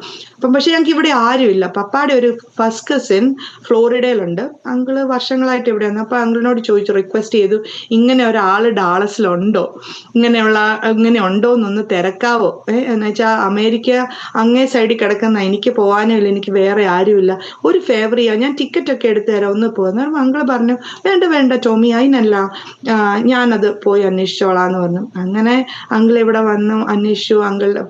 ചാച്ചനെയും ഇവിടുത്തെ പപ്പായെയും മമ്മിയെയും എല്ലാം മീറ്റ് ചെയ്തു. പപ്പ നാട്ടി പാസ്റ്ററായിരുന്നു, ഇവിടുത്തെ ചർച്ചിനെ ഹെൽപ്പ് ചെയ്തുകൊണ്ടിരിക്കുന്നു. പപ്പ നല്ല പ്രായമായി പപ്പായ്ക്ക്. അന്നേരം അങ്കിള് പറഞ്ഞു എനിക്ക് പയ്യനെ ഇഷ്ടപ്പെട്ടു, നല്ല പയ്യനാ, ഹോസ്പിറ്റലാ ജോലി, അങ്ങനെ എല്ലാം പറഞ്ഞ് അതങ്ങ് ഫിക്സ് ചെയ്തു. പക്ഷെ എന്നാലും ഞാൻ എടുക്കുന്ന തീരുമാനം ശരിയാണോ തെറ്റാണോ എന്നുള്ള ഒരു ചിന്തയുണ്ടായിരുന്നു. അപ്പൊ ഞാൻ പ്രാർത്ഥിക്കുന്നു, കർത്താവേ എനിക്കറിയത്തില്ല, എനിക്ക് ഒത്തിരി കഥകൾ കേട്ടിട്ടുണ്ട് അമേരിക്കയിലുള്ള, എനിക്ക് ആരുമില്ല അവിടെ, ദൈവം ഇതാണോ കറക്റ്റ് വ്യക്തി, ഇതാണോ കറക്റ്റ്. അപ്പം ദൈവം എനിക്ക് സാംസ് 45 അകത്തുനിന്ന് ഒരു വാക്യം ദൈവം ഇടപെട്ടു, അതായത് നിന്റെ ചാർച്ചക്കാരെ എല്ലാം നീ മറന്നേരെ എന്ന് പറയുന്ന ആ വാക്യം എന്നോട് ഇടപെട്ടു. അപ്പൊ എനിക്ക് മനസ്സിലായി ഇത് തന്നെയാണ് ആള്. അന്നേരം അങ്ങനെ ഞങ്ങളുടെ കല്യാണം നടക്കുന്നു. പക്ഷെ കല്യാണം നടക്കുന്ന സമയത്ത് അടുത്ത ഇത് ഓഡിറ്റോറിയം കണ്ടുപിടിക്കുക. ഓഡിറ്റോറിയം കണ്ടുപിടിക്കാൻ വേണ്ടിയിട്ട് പപ്പ പലയിടത്ത് ചോദിച്ചു. അപ്പം കത്തോലിക്കര് പറഞ്ഞു ഞങ്ങളുടെ തരുവല്ല പെന്തുക്കോസുകാർക്ക്. അപ്പം ഞങ്ങളുടെ അവിടെ എല്ലാം കത്തോലിക്കരുടെ ഉള്ളൂ മെയിനായിട്ടും, പിന്നെ വേറെ ഹോളുണ്ട്, അതൊന്നും നമുക്കത്ര നല്ലതായിട്ട് തോന്നിയില്ല. അപ്പൊ കത്തോലിക്കരുടെ എല്ലാ ഹോളും അവര് നോ പറഞ്ഞു. അതും പ്രത്യേകിച്ച് ഞങ്ങൾ കത്തോലിക്കര് വിശ്വാസി വന്നതുകൊണ്ട് അവര് തികച്ചും കട്ട് ഷോർട്ട് നോ പറഞ്ഞു. അപ്പം എൻ്റെ പപ്പായുടെ ഒരു ബ്രദർ കാഞ്ഞിരപ്പള്ളി ബിസിനസ് ഉണ്ട്, അങ്കിളിനെ വിളിച്ചു പറഞ്ഞു എടാ ഇങ്ങനെ. അന്നേരം അങ്കിള് ഒത്തിരി പപ്പായ വഴക്ക് പറഞ്ഞു, മോള് തോന്നിയല്ലേ പോയിട്ട് ഇനിയിപ്പൊ എന്നെ വിളിച്ചു പറയുന്നോ ഇതിന്, ഞങ്ങൾ ആരും കല്യാണത്തിനൊന്നും വരുവല്ല എന്ന് പറഞ്ഞു. അപ്പം എൻ്റെ പപ്പായും മമ്മിയും ആ ഒരു വശത്തിൽ ഒത്തിരി കേട്ടിട്ടുണ്ട് നിന്ദകള്. ഒത്തിരി പേര് നമുക്ക് പുറത്തുപോലും പറയാത്ത രീതിയിലുള്ള ഓരോ കഥകളായിരുന്നു പറയുന്നത്. അത് ഞാനും അച്ചാച്ചനും കോളേജിൽ നിന്ന് മീറ്റ് ചെയ്തു. അപ്പം ഞങ്ങൾക്ക് വേറൊരു ഓപ്ഷൻ ഇല്ലായിരുന്നു, പെന്തുക്കോസ് ആകാനായിരുന്നു. അങ്ങനത്തെ ഒത്തിരി കഥകളും വേറെ ഒത്തിരി കഥകളൊക്കെ ഉണ്ടായിരുന്നു. അപ്പൊ അവരതെല്ലാം അവിശ്വസിച്ച് വെച്ചിരുന്നത്, നമ്മൾ ശരിക്കുമുള്ള സത്യമാണെന്നൊന്നും അവർ ചിന്തിക്കുന്നില്ല. പക്ഷെ അങ്കിൾ ഇത്രയും മാത്രം പറഞ്ഞു, ഇവിടെ ഒരു പുതിയൊരു വലിയൊരു ഹോട്ടൽ തുടങ്ങിയിട്ടുണ്ട്, ഞാൻ അവരോട് ചോദിക്കാം. പക്ഷെ കത്തോലിക്കർ അവരുടെ ഓണർ, എനിക്കറിയത്തില്ല, നിനക്ക് ആ ഒരു ഫേവർ വേണേ ഞാൻ ചോദിക്കാം, അവർ തരുവോ ഇല്ലയോന്ന്. പക്ഷെ അവളുടെ കല്യാണത്തിന് ഞാൻ വരുവേലെന്ന് പറഞ്ഞു, ഞങ്ങൾ ആരും കാണുകയില്ലെന്ന് പറഞ്ഞു. പപ്പ ഒന്നും മിണ്ടിയില്ല, നീ അന്ന് ആ ഒരു ഫേവറേലും ചെയ്യും, എനിക്ക് ഇറാഖിലിരുന്ന് എനിക്കൊന്നും ചെയ്യാൻ പറ്റുകയില്ല. അപ്പം അങ്കിള് കാഞ്ഞിരപ്പള്ളി കുരിശിങ്കല് അവിടെ ഒരു എലഗൻസ് എന്ന് പറഞ്ഞൊരു ഹോട്ടൽ പുതിയതായിട്ട് തുടങ്ങിയതേ ഉള്ളൂ. 3 സ്റ്റാർ ഹോട്ടലാ. അവിടെ ചെന്നപ്പോൾ അവിടുത്തെ മാനേജറിനെ കാണണമെന്ന് പറഞ്ഞു. അപ്പം അങ്കിള് പറഞ്ഞു, അതെ ഒരു പെന്തുക്കോസ് കല്യാണം നടത്താനാ, നിങ്ങൾ ഇത് ഓഡിറ്റോറിയം കൊടുക്കുമോ എന്ന് ചോദിച്ചു. അന്നേരം പറഞ്ഞു, അതെന്നാ അങ്ങനെ പറഞ്ഞേ? അല്ല, കത്തോലിക്കർ എങ്ങനെയാ പെന്തുക്കോസുകാർക്ക് കൊടുക്കുന്നത് ഓഡിറ്റോറിയം ഒക്കെ കല്യാണം നടത്താൻ? അപ്പൊ ചോദിച്ചു, അതെന്നാ പെന്തുക്കോസുകാർക്ക് കൊടുക്കാൻ? ഞാനും ഒരു പെന്തുക്കോസുകാരനാണ്. അവിടുത്തെ മാനേജർ ഒരു അങ്കിൾ അങ്ങ് സർപ്രൈസ് ആയിപ്പോയി. നമ്മൾ നോ പ്രോബ്ലം. അത് അങ്ങനെ ഒരു ചോദ്യം വന്നുകൊണ്ടാണോ അവിടെ നടക്കുന്ന ഏറ്റവും ആദ്യത്തെ പ്രോഗ്രാം ആയിരുന്നു എൻ്റെ വെഡിങ്. അപ്പോൾ ഏറ്റവും പുതിയൊരു ഹോളില് കാഞ്ഞിരപ്പള്ളി തന്നെ എലഗൻസ് എന്ന് പറഞ്ഞ ഹോട്ടലില് അവരെല്ലാം നല്ല ബ്യൂട്ടിഫുൾ ആയിട്ട് എല്ലാം സെറ്റ് ചെയ്ത് തന്നു. ഫ്ലവേഴ്സ് എല്ലാം വെച്ച് ഏറ്റവും നല്ല ഇതാ. അന്ന് അത് ബാർ അറ്റാച്ച്, പക്ഷെ അന്ന് ബാർ ഒന്നും തുടങ്ങിയിട്ടില്ലായിരുന്നു. അപ്പൊ ആ ബാറിന്റെ ഏരിയ എല്ലാം ഞങ്ങൾക്ക് ഓപ്പൺ ആക്കി തന്നു വെഡിങ് നടത്താൻ വേണ്ടിയിട്ട്. അങ്ങനെ ദൈവം അതും ഫിക്സ് ചെയ്ത് തന്നു അത്ഭുതകരമായി. അപ്പം എൻ്റെ കല്യാണത്തിന് എൻ്റെ പപ്പയുടെ ഫാമിലിയിൽ നിന്ന് ആരും വന്നില്ല, എല്ലാവരും ബോയ്ക്കോട്ട് ചെയ്തു. എൻ്റെ മമ്മിക്ക് ഒരു ബ്രദറേ ഉള്ളൂ, പക്ഷെ അയലോക്കങ്കാർ വന്ന് പോകുന്ന പോലെ അങ്കിൾ എൻ്റെ കല്യാണത്തിന് വന്ന് കൂടിയിട്ടങ്ങ് പോയി. എൻ്റെ ഗ്രാൻഡ് ഫാദറിന് ഭയങ്കര വിഷമമായിരുന്നു എന്ന് പറഞ്ഞപ്പോൾ ഗ്രാൻഡ് ഫാദറിന് ഭയങ്കര ഇഷ്ടമായിരുന്നു എന്നെ, മമ്മിയുടെ മൂത്ത മോള്. അയ്യോ അവള് അങ്കിളുടെ ഡാഡിക്ക് എന്താണോ വിദ്യാഭ്യാസം ഇല്ലാത്തവരാണ് ഇങ്ങനെ വിശ്വാസത്തിലോട്ടൊക്കെ പോകാൻ, അങ്ങനെ എന്തൊക്കെയോ ചിന്തയുണ്ടായിരുന്നു എൻ്റെ മമ്മിയുടെ ഫാദറിന്. ഡാഡി ഇംഗ്ലീഷിന്റെ ടീച്ചറായിരുന്നു. അപ്പൊ എൻ്റെ കല്യാണത്തിന് വന്നിട്ട് അവസാനം പ്രാർത്ഥിച്ചത് എൻ്റെ ഇവിടുത്തെ പപ്പയുടെ ഇളയ ബ്രദർ മദ്രാസിൽ സുവിശേഷ വേല ചെയ്യുന്ന സാമുവൽ സി വർഗീസ് എന്ന് പറഞ്ഞ പാസ്റ്ററാണ് എൻ്റെ അവസാനത്തെ പ്രാർത്ഥന. അങ്കിളിന് അത്ര മലയാളം അങ്ങനെ വരാത്തതുകൊണ്ട് അങ്കിൾ ഇംഗ്ലീഷിലാണ് പ്രാർത്ഥിച്ചത്. അത് എൻ്റെ ഗ്രാൻഡ് ഫാദറിന് അങ്ങ് ഭയങ്കരമായിട്ട് ഇഷ്ടപ്പെട്ടു. പെന്തുക്കോസുകാർക്ക് ഇംഗ്ലീഷൊക്കെ അറിയാവോ എന്നായിരുന്നു എൻ്റെ അപ്പച്ചൻ്റെ റെസ്പോൺസ്. അപ്പം അതെന്നെ ഒത്തിരി ടച്ച് ചെയ്തു.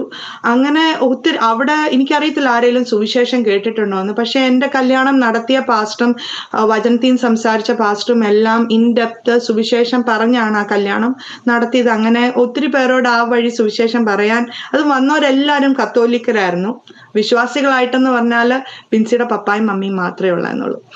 പിന്നെ എന്നെ ഒത്തിരി നമ്മൾ ഈ വിശ്വാസത്തിൽ വരുമ്പോൾ ഒരു കൈത്താങ്ങൽ എപ്പോഴും ആവശ്യമാണെന്ന് പറയുന്നത്, ഞാൻ ബിൻസിയുടെ പപ്പായും മമ്മി എൻ്റെ വെഡിങ് സമയത്ത് 1 വീക്ക് മുഴുവൻ തിരുവല്ലായിന്ന് കാറ് പിടിച്ച് ഇവിടെ വരുമായിരുന്നു ഞങ്ങളുടെ വീട്ടിൽ ഓരോന്നും സെറ്റ് ചെയ്യാൻ. ടോമിക്ക് അറിയത്തില്ലല്ലോ, ഞങ്ങൾ വന്ന് ഹെൽപ്പ് ചെയ്യാം മോടെ കല്യാണത്തിനെന്ന് പറഞ്ഞ് എല്ലാ ആഴ്ചയിലും, അതും അങ്കിളിനും ആൻറ്റിക്കും നല്ല പ്രായമായി, പക്ഷെ പ്രായത്തെ ഒന്നും ഗവനിക്കാതെ എന്നും തിരിച്ച് തിരുവല്ലായി പോയിട്ട് തിരിച്ചു വരുമായിരുന്നു. അങ്ങനെ എൻ്റെ കല്യാണത്തിന് ബിൻസിയുടെ പപ്പായും മമ്മിയും, ബിൻസി ഇല്ലായിരുന്നു, ബിൻസി US-ലായിരുന്നു, പക്ഷെ അവർ രണ്ടുപേരും ഉണ്ടായിരുന്നു. ഒത്തിരി എൻ്റെ ലൈഫിനെ ഒത്തിരി, എൻ്റെ ഫാമിലിയെ വരെ ടച്ച് ചെയ്ത ഒരു ഫാമിലിയാണ് ഞങ്ങൾ. ഫുൾ ഫാമിലി വിശ്വാസി വരാൻ ഒരു മുഖാന്തരം ദൈവം യൂസ് ബിൻസിയുടെ ഫാമിലിയാ. അത് കഴിഞ്ഞിട്ടാണ് ഞാൻ US-ലോട്ട് വരുന്നത്.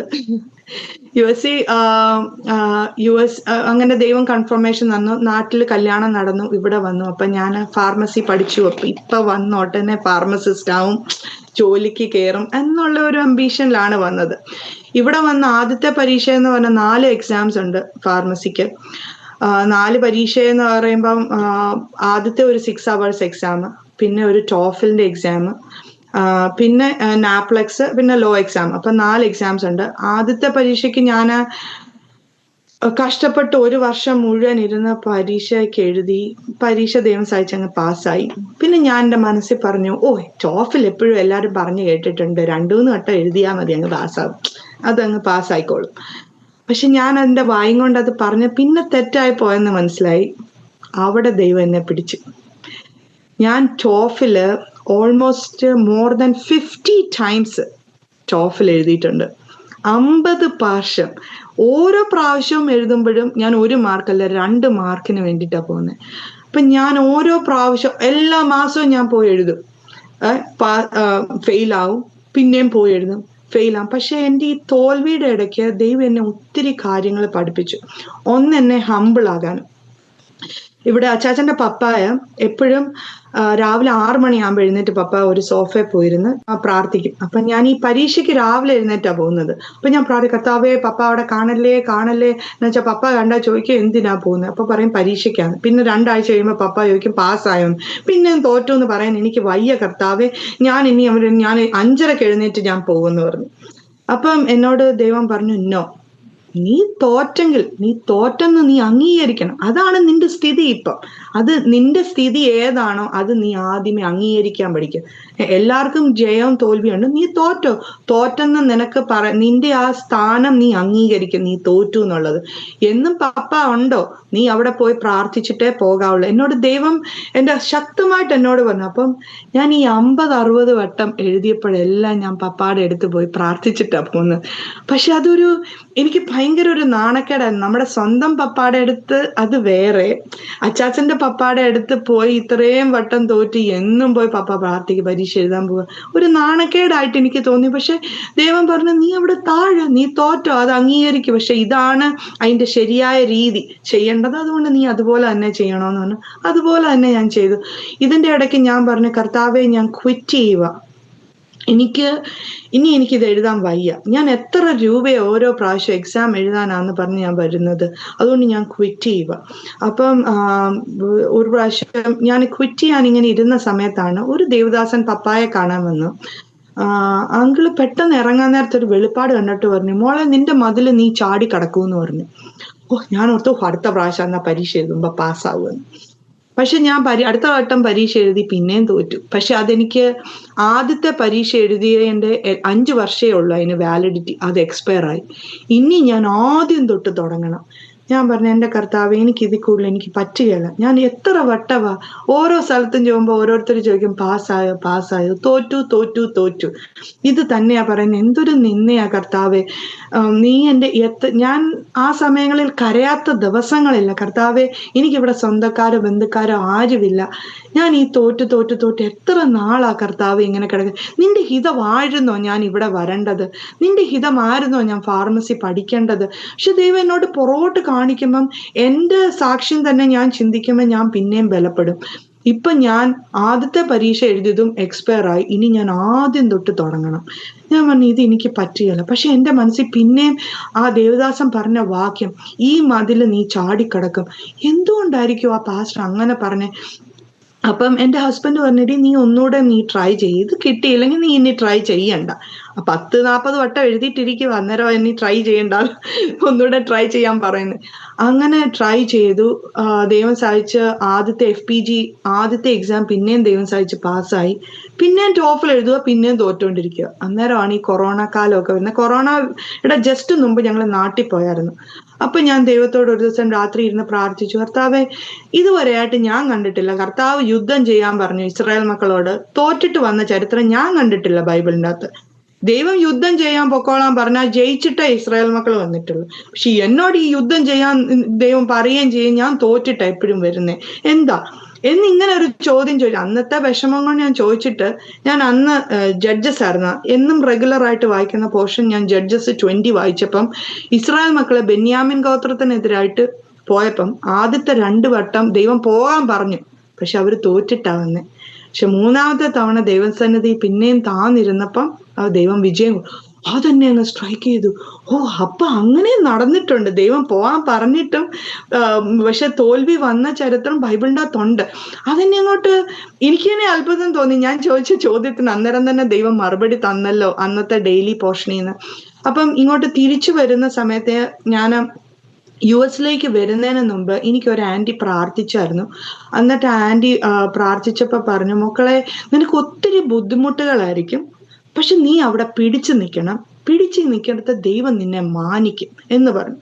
അതും എന്നെ റിങ് ചെയ്യുന്നുണ്ട്. അപ്പം ആ ഒരു പറഞ്ഞ കാര്യങ്ങൾ എന്നെ എപ്പോഴും ഒത്തിരി ആശ്വസിപ്പിച്ചിട്ടുണ്ട്. എപ്പം ഞാൻ വീട്ടിലോട്ട് പോകുന്നു ആൻറ്റിയുടെ അടുത്ത് ഒരു ഹലോ എന്ന് പറഞ്ഞിട്ടേ ഞാൻ പോവുള്ളൂ. എന്നിട്ട് ആൻറ്റി അവിടെ ചെന്നപ്പോൾ പറഞ്ഞു, മക്കളെ 1 മിനിറ്റ് പ്രാർത്ഥിക്കാം. ആൻറ്റി പ്രാർത്ഥിച്ചു. എന്നിട്ട് പറഞ്ഞു, ആൻറ്റിക്ക് വായിക്കാൻ അറിയത്തില്ല, എഴുതാനും വായിക്കാനും. പറഞ്ഞു, മക്കളെ ദൈവം കാണിക്കുന്നത് ന്യായാധിപന്മാരുടെ പുസ്തകം 20ാം അധ്യായമാണെന്ന് പറഞ്ഞു.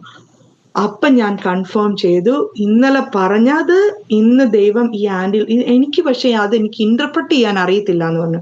അപ്പം ഞാൻ പറഞ്ഞു ആൻറ്റി ഇൻ്റർപ്രറ്റ് ചെയ്യേണ്ട, ദൈവം ഇൻ്റർപ്രറ്റ് ചെയ്ത് തന്നു. അപ്പം എനിക്ക് കൺഫേം ആയി ഞാൻ ഇത് തന്നെ കണ്ടിന്യൂ ചെയ്യണം. അങ്ങനെയാണ് കോവിഡിന്റെ ടൈമായി. എല്ലാം ടോഫിൽ ഒരു എക്സാം എഴുതാൻ പറ്റുകയില്ല, എല്ലാം ഉള്ള അപ്പോയിൻമെന്റ്സ് എല്ലാം അവർ ക്യാൻസൽ ആക്കി. അങ്ങനെ കോവിഡിന്റെ പീക്ക് ടൈം ആയപ്പം അവർ എനിക്കൊരു ഡേറ്റ് അയച്ചു തന്നു, ഇന്ന ടൈമിൽ അവൈലബിളാ, പിന്നെ ഇനി കുറെ മാസങ്ങൾ കഴിഞ്ഞേ ഉള്ളൂ. അപ്പൊ ഞാൻ ആ ഡേറ്റ് അങ്ങ് പിക്ക് ചെയ്തു, പോയി എഴുതി. അന്ന് ഞാൻ പാസ്സായി. അന്ന് ഞാൻ കള്ളം പറയുന്നല്ല, മോർ ദാൻ 50-60 ടൈംസ് 16 അല്ല 60 ടൈംസ് ഞാൻ ടോഫിൽ എഴുതിയിട്ടുണ്ട്. പക്ഷെ അതിന്റെ ഇടയ്ക്ക് ഞാൻ ക്വിറ്റ് ചെയ്യാൻ ഇതിനു മുമ്പ് ഞാൻ ക്വിറ്റ് ചെയ്യാൻ തീരുമാനിച്ചപ്പോൾ ദൈവം എനിക്കൊരു വാക്യം തന്നു. ഇസ്രായേൽ മക്കള് വാഗ്ദത്ത ദേശത്ത് കടക്കുന്നതിന് 39ാമത്തെ വർഷം അവർ തീരുമാനിക്കുക, ഇത്രയും വർഷം ഞാൻ ചുറ്റി, ഞങ്ങൾ ഈജിപ്തിലേക്ക് തിരിച്ചു പോവുക എന്ന് പറഞ്ഞായിരുന്നെങ്കിൽ കാനാൻ ദേശം കാണാൻ പറ്റുമായിരുന്നോ എന്ന് എന്നോടൊരു ചോദ്യം ചോദിച്ചു ദൈവം. അപ്പൊ അതെന്നെ അങ്ങ് സ്ട്രൈക്ക് ചെയ്ത്. അപ്പൊ ഞാൻ ഓർന്നു, ഇല്ല കർത്താവേ, എനിക്കറിയാം ലാസ്റ്റ് മിനിറ്റ് നിന്റെ ടൈം അടുത്തു, ദൈവം അതുകൊണ്ട് എനിക്ക് വിടുതൽ തരുമെന്നായി. അങ്ങനെ കൊറോണയുടെ പീക്ക് ടൈമിൽ എനിക്ക് ടോഫിൽ ദൈവം പാസ്സായി. അത് കഴിഞ്ഞിട്ട് അടുത്ത എക്സാംസ് എല്ലാം ദൈവം പടിപടിയായി ഒറ്റ അറ്റംപ്റ്റിൽ തന്നെ ടോഫിൽ മാത്രം 60 വട്ടം എഴുതിപ്പിച്ച്, ബാക്കിയെല്ലാം ദൈവം പടിപടിയായിട്ട് ദൈവം ലോ എക്സാംസും എല്ലാം ദൈവം തന്നു. അപ്പൊ ഞാൻ ദൈവത്തോട് ചോദിച്ചു, കർത്താവ് എന്തുകൊണ്ടാ എൻ്റെ ജീവിതത്തിൽ ഇത്രയും കാലം ലേറ്റ് ആയത്? അപ്പം ദൈവം എന്നോട് പറഞ്ഞു, അതിൻ്റെ ഇടയ്ക്ക് ഞാൻ നിനക്ക് 3 തലമുറകളെ തന്നു. അത് എൻ്റെ എൻ്റെ പപ്പ എപ്പോഴും പറയുമായിരുന്നു, എടീ നമ്മുടെ ജീവിതത്തിൽ ചില സമയത്ത് നമ്മൾ ഓർക്കും എന്തുകൊണ്ടാന്ന് നമ്മൾ ചിന്തിക്കും, പക്ഷേ ദൈവം അതെല്ലാം നന്മയ്ക്കായിട്ട് തീർക്കും. ഈ കാലഘട്ടം എനിക്ക് മൂത്ത മോൻ ഇപ്പം 7th ഗ്രേഡിലാണ് ജോയല്, പിന്നെ എനിക്ക് 2nd ഗ്രേഡിൽ ജോൺ. ഈ ഓരോ എക്സാം കഴിയുമ്പം ദൈവം ഓരോ കുഞ്ഞുങ്ങളെ എനിക്ക് തന്നു. പിന്നെ ഫൈനൽ എക്സാം കഴിഞ്ഞപ്പോഴാണ് സമയമായപ്പോഴാണ് എനിക്കും ഒരു മോളെ തന്നത്. ഇപ്പൊ 2 years ആയി. അങ്ങനെ ദൈവം പറഞ്ഞു, അന്നേരം ഞാൻ ദൈവത്തോട് പറഞ്ഞു, കർത്താവെ എൻ്റെ കണ്ണുനീര് നീ കാണാതെ, ഒരപ്പൻ തൻ്റെ കുഞ്ഞിന് വേണ്ടി നന്മയായിട്ട് കരുതുന്ന പോലെ എൻ്റെ കണ്ണുനീര് നീ കുപ്പിക്കകത്താക്കി വെച്ച് ഇതെല്ലാം നീ നന്മയാക്കി തീർത്തേനായി സ്തോത്രം. ഇപ്പൊ ഞാൻ എൻ്റെ തോൽവിയോടുത്ത് ഞാനത് സന്തോഷിക്കുകയേ ഉള്ളൂ. ദൈവം എന്നെ അത്രമാത്രം സ്നേഹിക്കുന്നുണ്ടല്ലോ എന്ന് പറഞ്ഞു, എൻ്റെ നന്മയ്ക്കായിട്ട് ദൈവം അതെല്ലാം മാറ്റി വെച്ചല്ലോ എന്ന് പറഞ്ഞു. അങ്ങനെ വന്നു കഴിഞ്ഞപ്പോഴാണ് ഇവിടെ ഫോറിൻ ഗ്രാജുവേറ്റ്സിന് ഇവിടെ ഇന്റേൺഷിപ്പ് ആരും കൊടുക്കുകയില്ല. അപ്പൊ ഏതേലും ഒരു ഇൻഡിപെൻഡന്റ് ഫാർമസിയിലായിരിക്കണം നമ്മൾ പോയി അപ്ലൈ ചെയ്യുന്നത്. അപ്പം ഞാൻ എൻ്റെ ബോസിനോട് ചോദിച്ചു, ഞാൻ അതിൻ്റെ ഇടയ്ക്കെല്ലാം ഫാർമസി ടെക്കായിട്ട് ഞാൻ ഇവിടുത്തെ ഒരു കമ്പനിയിൽ ജോലി ചെയ്യുന്നുണ്ടായിരുന്നു. അപ്പം ദൈവം എന്നോട് പറഞ്ഞു, ആ കമ്പനി തന്നെ ഒരിക്കലും അവിടുന്ന് മാറാൻ ദൈവം എന്നെ അനുവദിച്ചിട്ടില്ല. പലയിടത്ത് ഇന്റർവ്യൂവിന് പോയിട്ടുണ്ട്. വന്ന സമയത്ത് ഒരു 34 സ്ഥലത്ത് ഞാൻ ഇന്റർവ്യൂവിന് പോയിട്ടുണ്ട്. ആരും എന്നെ ഹയർ ചെയ്യുകയില്ല. പലര് പറഞ്ഞു, ഞാൻ നാടൻ കൊച്ചാ, ഇവിടെ ഫിറ്റ് ആകുകയില്ല, എനിക്ക് തോന്നുന്നില്ല നിനക്ക് കോപ്പി ചെയ്യാൻ പറ്റും, അങ്ങനെ പറഞ്ഞ് എല്ലാവരും എന്നെ റിജക്റ്റ് ചെയ്യുമായിരുന്നു. അത് കഴിഞ്ഞപ്പോഴാണ് എൻ്റെ ഫസ്റ്റ് കുഞ്ഞ് ജോയലിനെ ഞാൻ ക്യാരി ചെയ്തുകൊണ്ടിരുന്നപ്പം പ്രഗ്നന്റ് ആയി കഴിഞ്ഞിട്ട് എന്നേക്ക് ഒരു ഇന്റർവ്യൂ വന്നു. ആ പുള്ളിക്കാരൻ പറഞ്ഞു, ഐ എം ഹൈലി ഇംപ്രസ്ഡ് എന്ന് പറഞ്ഞു. പുള്ളിക്കാരൻ എന്നെ അങ്ങ് ഹയർ ചെയ്ത് കഴിഞ്ഞപ്പോഴാണ് സാറ് പറയുന്നത്, നീ പ്രഗ്നന്റ് ആണെന്ന് എനിക്ക് അറിയത്തില്ലായിരുന്നു, അങ്ങനെയാണ് ഞാൻ നിന്നെ ഹയർ ചെയ്യുകയില്ലായിരുന്നു.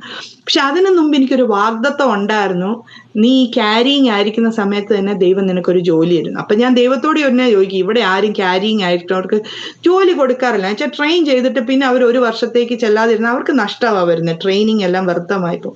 പക്ഷെ ദൈവം പറഞ്ഞ പോലെ തന്നെ ദൈവം എനിക്ക് അനുയോജ്യമായിട്ടുള്ള അവേഴ്സ് ആ സാർ എനിക്ക് തന്നു. അവിടെ തന്നെ കണ്ടിന്യൂ ചെയ്തു.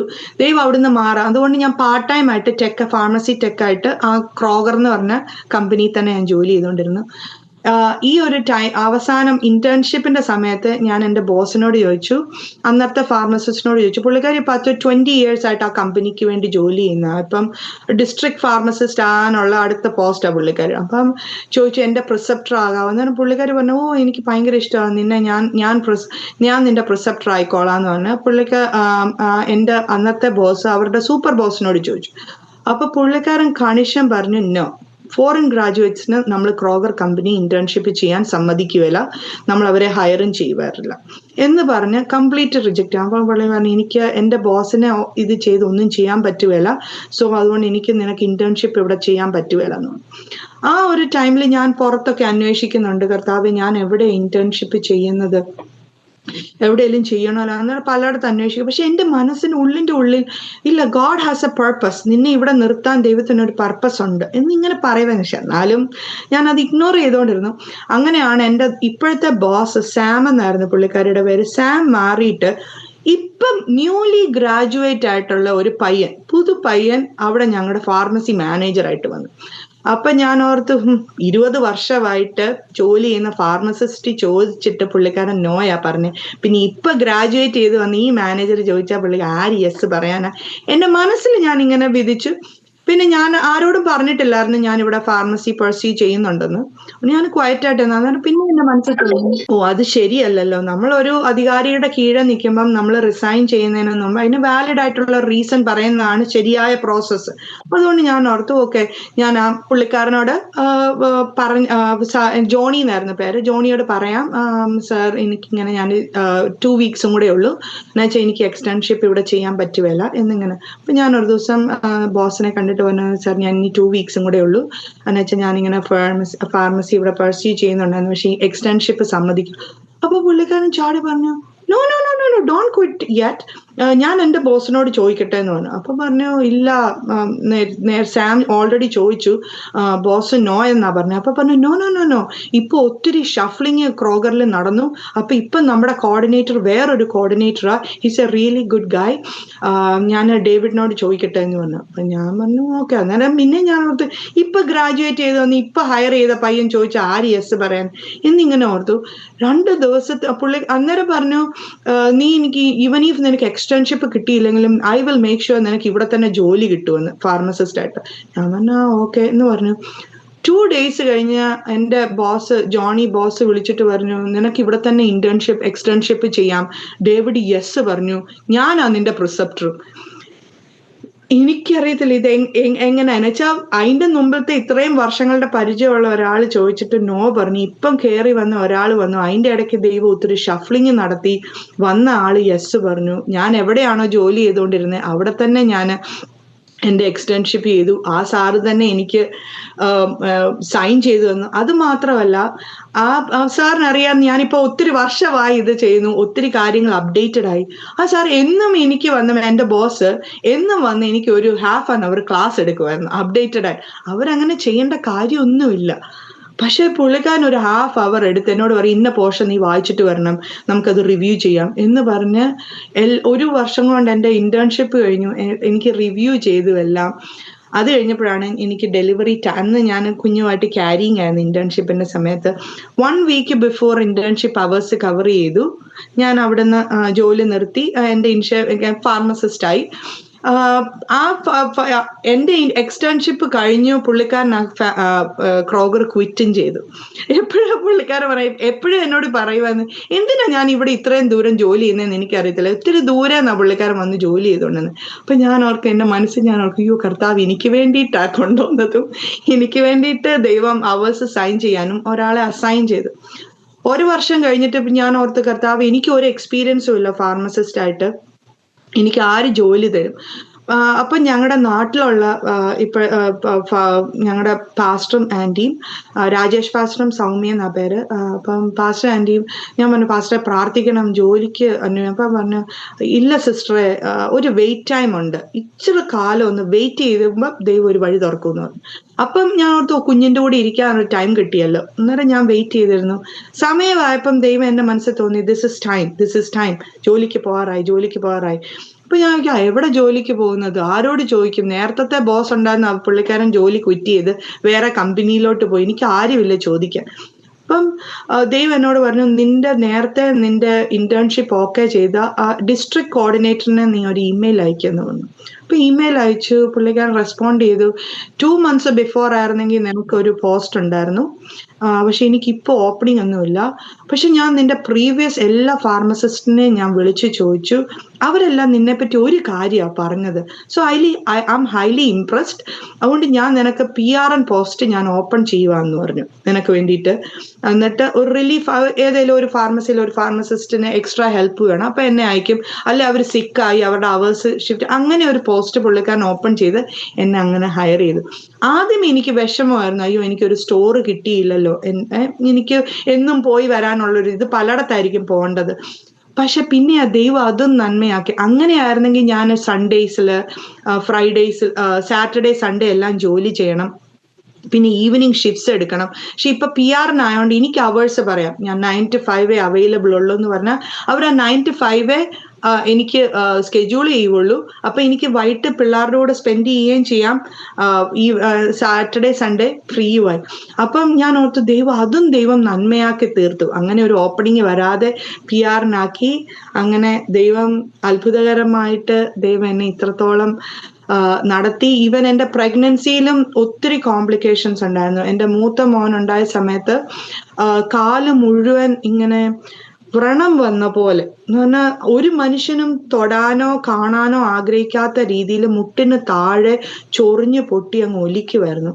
അപ്പൊ ഡോക്ടറിനെ കണ്ടപ്പോ പറഞ്ഞു ഏതാണ്ട് ലിവർ ഫെയിലിയർ ഉണ്ട്, പിന്നെ ബ്ലഡ് ടെസ്റ്റ് ചെയ്യണമെന്ന് പറഞ്ഞു. അപ്പൊ ഞാൻ പേടിച്ചു പോയി, എല്ലാരും പേടിച്ചു പോയി.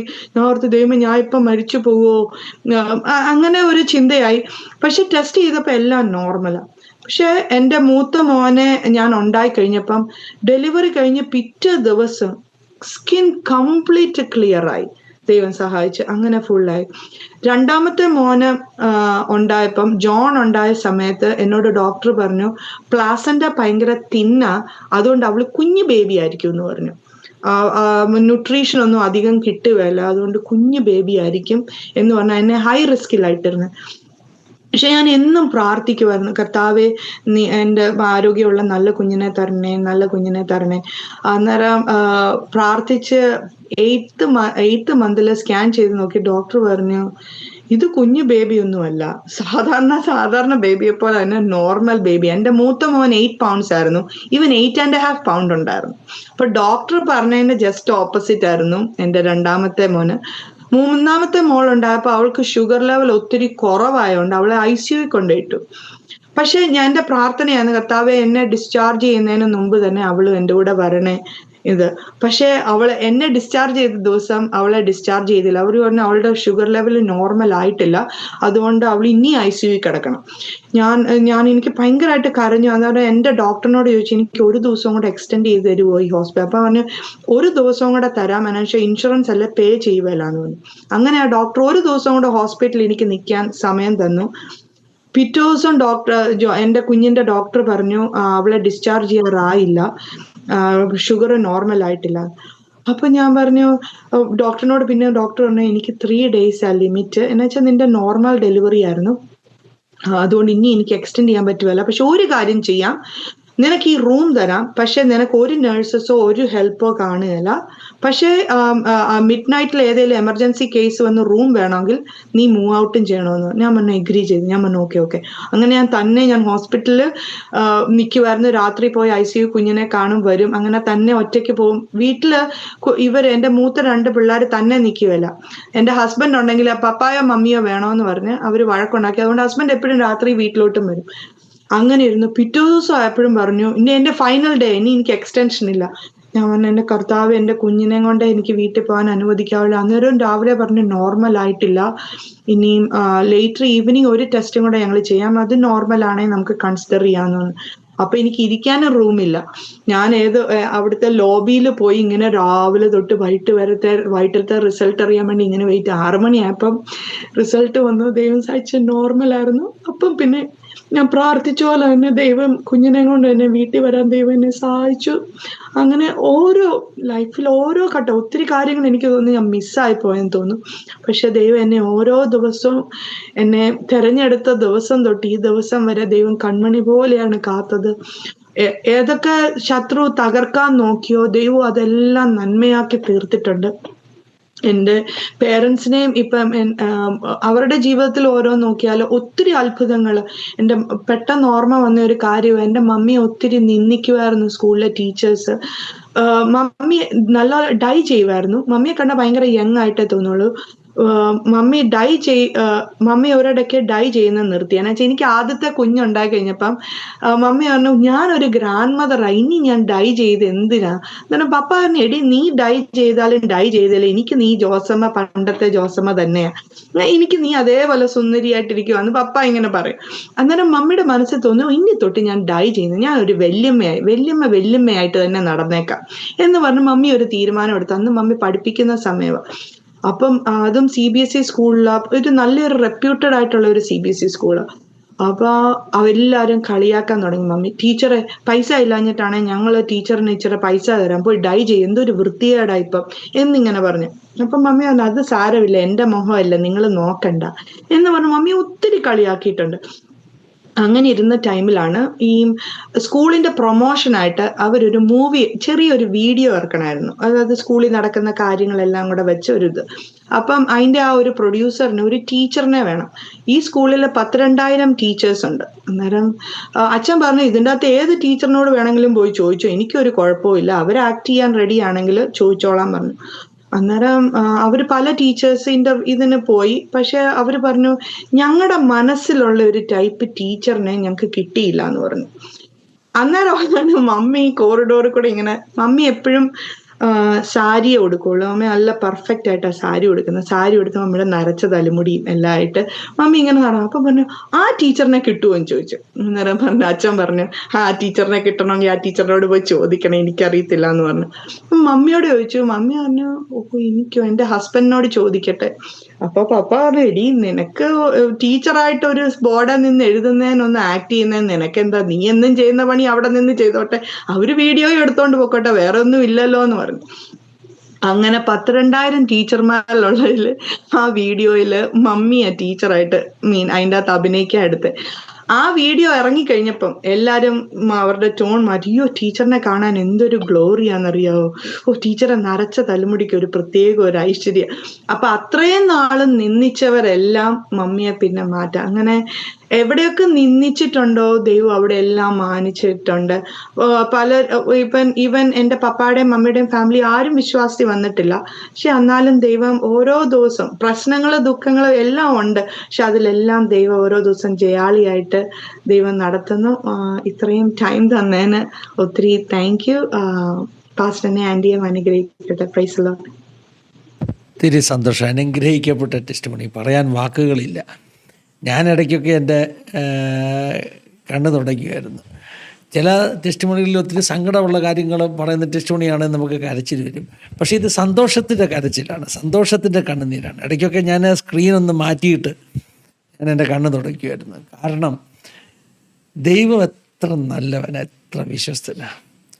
തന്നെ വിശ്വസ്തമായിട്ട് പിൻപറ്റുന്നവർക്ക് അവൻ എന്നും നല്ലവനാണ്. നമ്മൾ ഫെയ്ത്ത്ഫുള്ളായിരുന്നാൽ മതി. ഞങ്ങളുടെ ചർച്ചിൽ 21 ദിവസം ഫാസ്റ്റിംഗ് നടക്കുക. ഈ ദിവസങ്ങളിലൊക്കെ ഞാൻ ആവർത്തിച്ച് ഞങ്ങളുടെ ചർച്ചിലെ ചെറുപ്പക്കാരോടും ദൈവമക്കളോടും ഒക്കെ പറയുന്നത്, ഫെയ്ത്ത്ഫുള്ളായിരുന്നാൽ മതി. ഞാൻ ഇന്നും പറഞ്ഞു, ഇന്ന് വൈകിട്ടും ഞാൻ പറഞ്ഞു, നിങ്ങൾ ഒരിക്കലും പരാജയപ്പെടത്തില്ല എന്ന് പറഞ്ഞാൽ നിങ്ങൾ വലിയ റിച്ച് ആകുമെന്നോ വലിയ സമ്പത്ത്, അതൊന്നുമല്ല എൻ്റെ അർത്ഥം. പക്ഷേ സാറ്റിസ്ഫാക്ടറി ആയിട്ടുള്ള ഒരു ലൈഫ് നയിച്ച്, സന്തോഷത്തോടെ ജീവിതം നയിച്ച്, കർത്താവിൻ്റെ കൈയൊക്കെ പിടിച്ച്, പണമുണ്ടോ ഇല്ലയോ എന്നുള്ളതല്ല, ഒരു ഹാപ്പിനെസ്, ഒരു ജോയ്, ഒരു സമാധാനം ഒക്കെ അനുഭവിച്ച്, ഞാൻ ഇന്നും ഇവിടെ ഞങ്ങളുടെ പ്രേയറിന് പറഞ്ഞൊരു കാര്യമാണ്, കർത്താവിൻ്റെ കൈപിടിച്ച് നടക്കുന്ന ജീവിതം എത്ര സുഖമുള്ളതാണ്, എത്ര സന്തോഷം. ദൈവം അത് പലപ്പോഴും എൻ്റെ ലൈഫിൽ ഞാൻ ആരെയും ഇച്ചിരി കൂടുതൽ ഡിപ്പെൻഡ് ചെയ്താൽ ദൈവം അത് കട്ട് ചെയ്യും. അതങ്ങനെ ആ ദൈവം കാണിക്കും, അവരെന്നെ ഒരു ലിമിറ്റ് ഉണ്ട്, ഞാനാണ് അൾട്ടിമേറ്റ്. എനിക്കത് ഭയങ്കര എനിക്ക് എൻ്റെ ബെസ്റ്റ് ഫ്രണ്ട് ആരാന്ന് ചോദിച്ചാൽ ചിലപ്പോൾ പുറമേ ഉള്ളവർ പറയും എന്നെ വിശ്വാസത്തിൽ കൊണ്ടുവന്ന ബിൻസി എൻ്റെ ഒരു നല്ലൊരു സുഹൃത്താണ്. പക്ഷെ ഞാൻ ഒരിക്കലും എൻ്റെ ബെസ്റ്റ് ഫ്രണ്ട് എൻ്റെ ദൈവം എന്ന് വെച്ചാൽ എൻ്റെ എല്ലാ സിറ്റുവേഷനിലും ഞാൻ ഏതൊക്കെ കാര്യം, ഈവൻ ജോലിയിലാണ് എത്ര പ്രശ്നങ്ങൾ വന്നിട്ടുണ്ട്, ചില ദിവസങ്ങളൊക്കെ പല പല പ്രശ്നങ്ങൾ, ഞാൻ കർത്താവ് ഞാൻ എന്നാ ചെയ്യും, അന്നേരം എല്ലാം ദൈവം വചനത്തിൽ കൂടെ എനിക്ക് ആലോചന തരുന്നത്. ഒന്നെങ്കിൽ ഞാൻ ബൈബിള് വായിക്കും, അല്ല റാൻഡംലി ചിലപ്പം ഇങ്ങനെ മമ്മിക്ക് ഭയങ്കര ഇഷ്ടം ആസാദി ടിവിയുടെ ചാനൽ, എപ്പോഴും ഞങ്ങളുടെ ഇവിടെ പപ്പായും മമ്മിയും ഈ ചാനൽ ഓപ്പൺ ആയിരിക്കും, അല്ലെ ഏതെങ്കിലും പ്രസംഗങ്ങളായിരിക്കും. അപ്പൊ ഞാൻ ശ്രദ്ധിക്കുന്നില്ലെങ്കിലും ഞാൻ ചിലപ്പം ഈ വിഷമത്തെ ഓർത്ത് നടന്നു പോകുമ്പോഴായിരിക്കും ഒരു വാക്യം പെട്ടെന്ന് അവർ പറയുന്നത് സ്ട്രൈക്ക് ചെയ്യുന്നത്. അങ്ങനെ ദൈവം എന്നോട് മിക്കവാറും റാൻഡം ആയിട്ട്, അതുകൊണ്ട് എൻ്റെ ബെസ്റ്റ് ഫ്രണ്ട് എൻ്റെ ദൈവമാണ്. എനിക്ക് ഏത് സിറ്റുവേഷനിലും എനിക്കറിയാം, ഞാൻ കുഴി കടന്നാലും ദൈവം എന്നെ കൈവിടുകയല്ല, ഞാൻ തെറ്റ് ചെയ്താലും ദൈവം എന്നെ ക്ഷമിച്ച് ദൈവം എന്നെ പൊക്കിയെടുക്കുമെന്ന് എനിക്കറിയാം. അതുകൊണ്ട് ഇപ്പൊ പറയുന്ന സെന്റൻസുകളൊക്കെ ഇന്ന് ഞാൻ പറഞ്ഞ സെന്റൻസുകൾ. ഞാൻ ഇന്ന് പറഞ്ഞു, എൻ്റെ അമ്മയുടെ ഗർഭത്തിൽ വെച്ച് തന്നെ ദൈവം എന്നെ കണ്ടെത്തിയത് കൊണ്ട്. യാക്കോബ് വളരെ മോശപ്പെട്ട സ്വഭാവങ്ങളുള്ള മനുഷ്യനായിരുന്നു, ഉപായിയായിരുന്നു. പക്ഷെ ദൈവം തള്ളിക്കളഞ്ഞില്ല. കാരണം ദൈവത്തിനറിയാം 20 വർഷം കഴിയുമ്പോൾ ഇവൻ എൻ്റെ മുമ്പിൽ വന്ന് എൻ്റെ കാലെ പിടിച്ച് ഞാനുമായിട്ട് മല്ല് കെട്ടുന്നൊരു രാത്രി ഉണ്ടെന്നറിയുന്ന ദൈവം കൈവിട്ടില്ല. നമ്മൾ പലപ്പോഴും ചിന്തിക്കുകയാണ് ഇവനെയാണോ ദൈവം ഉപയോഗിക്കുന്നത്. പക്ഷേ ദൈവം ഉപയോഗിക്കാൻ കാരണം ഇപ്പോൾ അവൻ കാണിക്കുന്ന ആ പരിപാടികളൊക്കെ ഒന്നുമല്ല. അതിനൊക്കെ അപ്പുറമായിട്ട് അമ്മയുടെ ഗർഭത്തിൽ തന്നെ ഏശാവാണോ യാക്കോബാണോ നല്ലതെന്ന് തിരിച്ചറിയുന്നതിന് മുമ്പേ, ഗുണമോ ദോഷമോ തിരിച്ചറിയുന്നതിന് മുമ്പേ തിരഞ്ഞെടുത്തൊരു ദൈവം. ഈ ഓറഞ്ച് ജ്യൂസ് മേടിക്കാൻ പോയ കാര്യം പറഞ്ഞില്ലേ, അല്ലെങ്കിൽ മേടിക്കാൻ പോകുന്ന കാര്യം പറഞ്ഞില്ലേ, ഏത് ബോട്ടിലാണ് നമ്മൾ പിക്ക് ചെയ്യുന്നത്? നമ്മൾ റാൻഡം അങ്ങ് പിക്ക് ചെയ്യുക അല്ലേ, എടുത്ത് നമ്മുടെ ആ ഒരു കാട്ടിലോട്ട് അങ്ങ് ഇടുകയാണ്.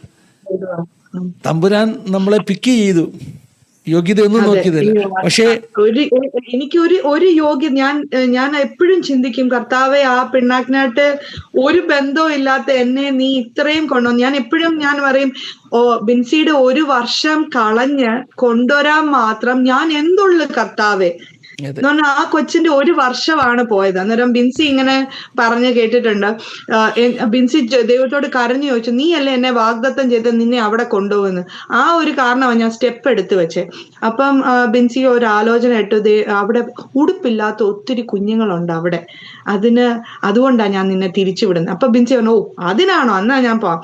ഈ ആത്മാക്കളെ നേടാനുള്ള ഒരു താല്പര്യമുള്ള ഒരു കുഞ്ഞായിരുന്നു, കൊച്ചാണ് ബിൻസി. ഇപ്പോഴും അതെ, ഒരു പ്രത്യേക ഒരു ഇതുണ്ട്. ഇത് കേൾക്കുമ്പോൾ ഞങ്ങൾക്ക് തോന്നുന്നു എളുപ്പം പ്രിയപ്പെട്ട ബിൻസിയെ നമ്മുടെ ആസാദി ചാനലിൽ കൊണ്ടുവരണമെന്ന് തോന്നുന്നു. കാരണം അസാധാരണമാകുന്ന ഒരു ഒരു ഒരു ഒരു എന്താ പറയുക സ്റ്റോറി. ശരിക്കും ബിൻസി ആയിരുന്നു VIP. കാരണം കർത്താവിന്റെ മക്കളല്ലേ, VIP-കളല്ലേ. ആ സ്ഥാനത്ത് മറ്റൊരു VIP വന്നായിരുന്നെങ്കിൽ അതിലും വലിയ VVIPക്ക് വേണ്ടി ദൈവം റിസർവ് ചെയ്ത് വെച്ചിരുന്നതാ. നമ്മുടെ മുറിക്കകത്ത് തന്നെ ദൈവം റിസർവ് ചെയ്ത് വെച്ചിരുന്നു. ഞാൻ ദൈവത്തോട് എപ്പോഴും ഞാൻ നന്ദി പറയും. ഞാൻ എന്തുള്ളു കർത്താവെ, ഒരു കൊച്ചിന്റെ 1 വർഷം എന്ന് പറഞ്ഞാൽ അതൊരു ഭയങ്കര ഒരു വർഷം മിസ്സാകുക എന്ന് പറഞ്ഞാൽ, അതും ജൂനിയർ ആയിട്ട് വരിക. പക്ഷെ ഞാൻ എപ്പോഴും ഞാൻ ദൈവസന്നിധിയിൽ ഞാൻ എളുപ്പപ്പെടുന്ന, ഞാൻ എന്തുള്ളു കർത്താവെ, അതാ ഒരു ആത്മാവിന്റെ വില സകല ഇതിനേക്കാളും വലുതാന്ന് ദൈവം പറയുന്നത്. ഞാൻ അതുമാത്രം പ്രയോജനപ്പെടുന്നുണ്ടോന്നും എനിക്ക് അറിയത്തില്ല. ആഗ്രഹമുണ്ട്. പിന്നെ ഞാൻ ഓർക്കും, ഒക്കെ എന്റെ തന്നിരിക്കുന്ന തലമുറകളെ ആയിരിക്കും ഇപ്പൊ ഞാൻ വളർത്തിയെടുക്കണ്ടേ. അവരെ നല്ല രീതിയിൽ ഞാൻ പ്രാർത്ഥിക്കുന്നു, അവരും ദൈവത്തിന് വേണ്ടി പ്രയോജനപ്പെടാൻ വേണ്ടിയിട്ട്, എന്നെ കുടുംബമായി പ്രയോജനപ്പെടാൻ വേണ്ടിയിട്ട് പ്രാർത്ഥിക്കുന്നു. ഞാൻ മറന്നു പോകുന്നതിന് മുമ്പ് അങ്ങ് പറയാം, സിസ്റ്റർ പറഞ്ഞു വചനത്തിലൂടെ ദൈവം സംസാരിക്കുന്നു. ഇന്ന് ഞാൻ ഇവിടെ ഞങ്ങളുടെ കുഞ്ഞുങ്ങളോട്, ഞങ്ങളുടെ യൂത്തിനോട് പറഞ്ഞു, മറ്റൊന്നും എനിക്ക് കുഞ്ഞുങ്ങളെ പഠിപ്പിക്കാൻ പറ്റിയില്ലെങ്കിലും ജീവിതത്തിൽ ദൈവഹിതം അറിയാൻ നിങ്ങൾ പഠിച്ചു കഴിഞ്ഞാൽ നിങ്ങളുടെ ജീവിതം സക്സസ്ഫുൾ ആയിരിക്കും. വേറെ ഒന്നും മക്കൾക്ക് കൊടുക്കണ്ട, അവർക്ക് ഒരു വിദ്യാഭ്യാസം കൊടുത്തില്ലെങ്കിലും ഓരോ സ്റ്റെപ്പും ദൈവഹിതം അറിഞ്ഞ് വെക്കാൻ. ഞാൻ എൻ്റെ മക്കളോട് കഴിഞ്ഞ ദിവസം മോളോട് ചോദിച്ചു, നിനക്കെന്തെങ്കിലും ഗൈഡൻസ് കിട്ടിയോടി എന്ന് ചോദിച്ചു. മോനോട് ചോദിക്കും, നിനക്കെന്തെങ്കിലും ഗൈഡൻസ് കിട്ടിയോ? പപ്പ പാസ്റ്ററായതുകൊണ്ട് പപ്പ അല്ല ഗൈഡൻസ് എടുക്കേണ്ടത്. നിങ്ങളത് പഠിച്ചു കഴിഞ്ഞാൽ നിങ്ങൾ ഇനി അടുത്ത സ്റ്റെപ്പ് എന്ത് ചെയ്യണം, ഇനി എന്ത് കോഴ്സ് ജോയിൻ ചെയ്യണം, ഇതൊന്നും നിങ്ങൾക്ക് ടെൻഷൻ വരത്തില്ല. ദൈവം നിങ്ങളെ ഗൈഡ് ചെയ്തോളും. ഞാൻ ഇന്ന് പറഞ്ഞൊരു കാര്യം ആസാദിയുടെ പ്രേക്ഷകർക്ക് വേണ്ടി പറയുകയാണ്. 100% ആക്യുറസിയുള്ള പ്രോഫസി പറയാൻ കഴിയുന്നത് വേദപുസ്തകത്തിന് മാത്രമാണ്. പ്രോഫറ്റ്സ് ഒരു പക്ഷെ പറഞ്ഞത് തെറ്റിപ്പോയെന്നിരിക്കും, നമ്മുടെ ഇടയിൽ തന്നെയുള്ള പ്രവാചകന്മാർ പറഞ്ഞത് തെറ്റിപ്പോയെന്നിരിക്കും. പക്ഷേ എൻ്റെ ജീവിതത്തിൽ ഇന്ന് വരെ ഒരു പ്രാവശ്യം പോലും തെറ്റാതെ എന്നോട് സംസാരിച്ചിട്ടുള്ളത് ദൈവത്തിൻ്റെ വചനമാണ്.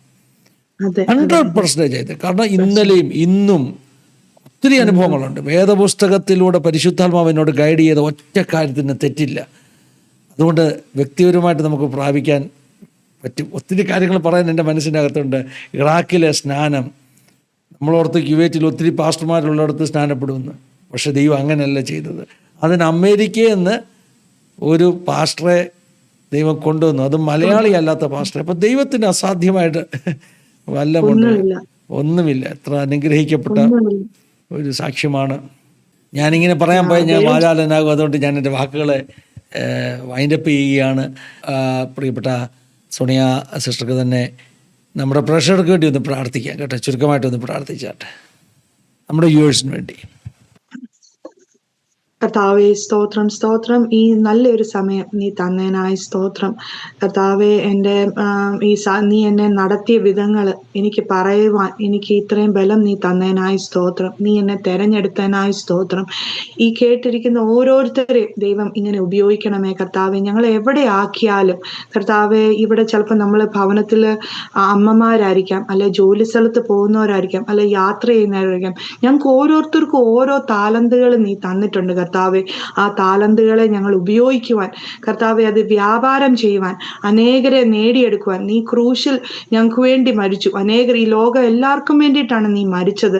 സോ നീ മരിച്ച എല്ലാവരെയും നേടിയെടുക്കുവാൻ ഞങ്ങളെ ഓരോരുത്തരെയും നീ സഹായിക്കണമേ അപ്പാ. സ്തോത്രം. ഞങ്ങളുടെ ഓട്ടം തികയ്ക്കുവാൻ കർത്താവെ, പകുതിയും കൊണ്ട് ഓടി നിർത്താനല്ല കർത്താവെ, ഞങ്ങൾ ആ ഓട്ടം കർത്താവെ തികയ്ക്കുവാൻ ഞങ്ങളെ ഓരോരുത്തരെയും നീ സഹായിക്കണമേ അപ്പാ. സ്തോത്രം. ഞങ്ങളുടെ ഏത് ആവശ്യങ്ങളുണ്ടെങ്കിലും കർത്താവെ, നിന്റെ മുഖത്തേക്ക് നോക്കുവാൻ, ഒരു വ്യക്തികളുടെ മുഖത്തേക്കല്ല കർത്താവെ. അവരിന്ന് കാണും നാളെ മാറിപ്പോകുന്ന വ്യക്തികളാണ്. പക്ഷേ അതൊന്നും നോക്കാതെ എൻ്റെ കർത്താവിൻ്റെ മുഖത്തേക്ക് നോക്കി ഈ ഓട്ടം തികയ്ക്കുവാൻ, വിശ്വാസം കാക്കുവാൻ ഞങ്ങളെ ഓരോരുത്തരെയും നീ സഹായിക്കണമേ കർത്താവെ. ഞങ്ങൾ താഴേണം, നീ ഉയരേണം കർത്താവെ. എൻ്റെ വാക്കിൽ എന്തേലും കുറവുകൾ വന്നിട്ടുണ്ടെങ്കിൽ എന്നോട് ക്ഷമിക്കണമേ അപ്പ. ഞങ്ങൾ നിന്റെ രക്തത്താൽ കഴുകണമേ കർത്താവെ. നിന്റെ വരവിനായി ഒരുങ്ങി ജീവിപ്പാൻ കർത്താവെ, കാഹളം ധ്വനിക്കുന്നെങ്കിൽ എടുക്കപ്പെടുവാൻ, അല്ലെങ്കിൽ വിശുദ്ധിയോടെ ഞങ്ങളുടെ ഓട്ടം തികയ്ക്കുവാൻ നീ ഞങ്ങളെ സഹായിക്കണം. ഞങ്ങളുടെ കുടുംബങ്ങളെ, മാതാപിതാക്കളെ എല്ലാവരെയും നീ അനുഗ്രഹിക്കണം. എല്ലാം യേശുക്രിസ്തുവിന്റെ വലിയൊരു നാമത്തിൽ തന്നെ. ആമേൻ. ആമേൻ, ആമേൻ, ആമേൻ. പിതാപുത്ര പരിശുദ്ധാത്മാവാകുന്ന ത്രിയേക ദൈവത്തിൻ്റെ കൂട്ടായ്മ, സഹവാസം, കാവൽ നമ്മളെല്ലാവരുടെ മേലും പ്രത്യേകമായി നമ്മുടെ നടുവിൽ കടന്നുവന്ന ജീവിതാനുഭവങ്ങൾ പങ്കുവച്ച പ്രിയ സോണിയ സിസ്റ്റർ മേൽ, തൻ്റെ കുടുംബത്തിൻ്റെ മേൽ ഇന്നു മുതൽ എപ്പോഴും എന്നേക്കും ഉണ്ടായിരിക്കുമാറാകട്ടെ. ആമേൻ, ആമേൻ. താങ്ക് യു സിസ്റ്ററെ, താങ്ക് യു. ഇടയ്ക്ക് സാൻഡി എന്നോട് പറയുകയായിരുന്നു, ജഡ്ജസിൻ്റെ പുസ്തകം ലാസ്റ്റ് ചാപ്റ്റേഴ്സ് വായിച്ച ആ ഒരു അനുഭവം, പരാജയങ്ങളെക്കുറിച്ച് പറഞ്ഞ കാര്യം. പല പരാജയങ്ങൾ ദൈവം പറഞ്ഞിട്ടിറങ്ങിയാലും പരാജയപ്പെടാം, പക്ഷെ ഫൈനൽ വിക്ടറി.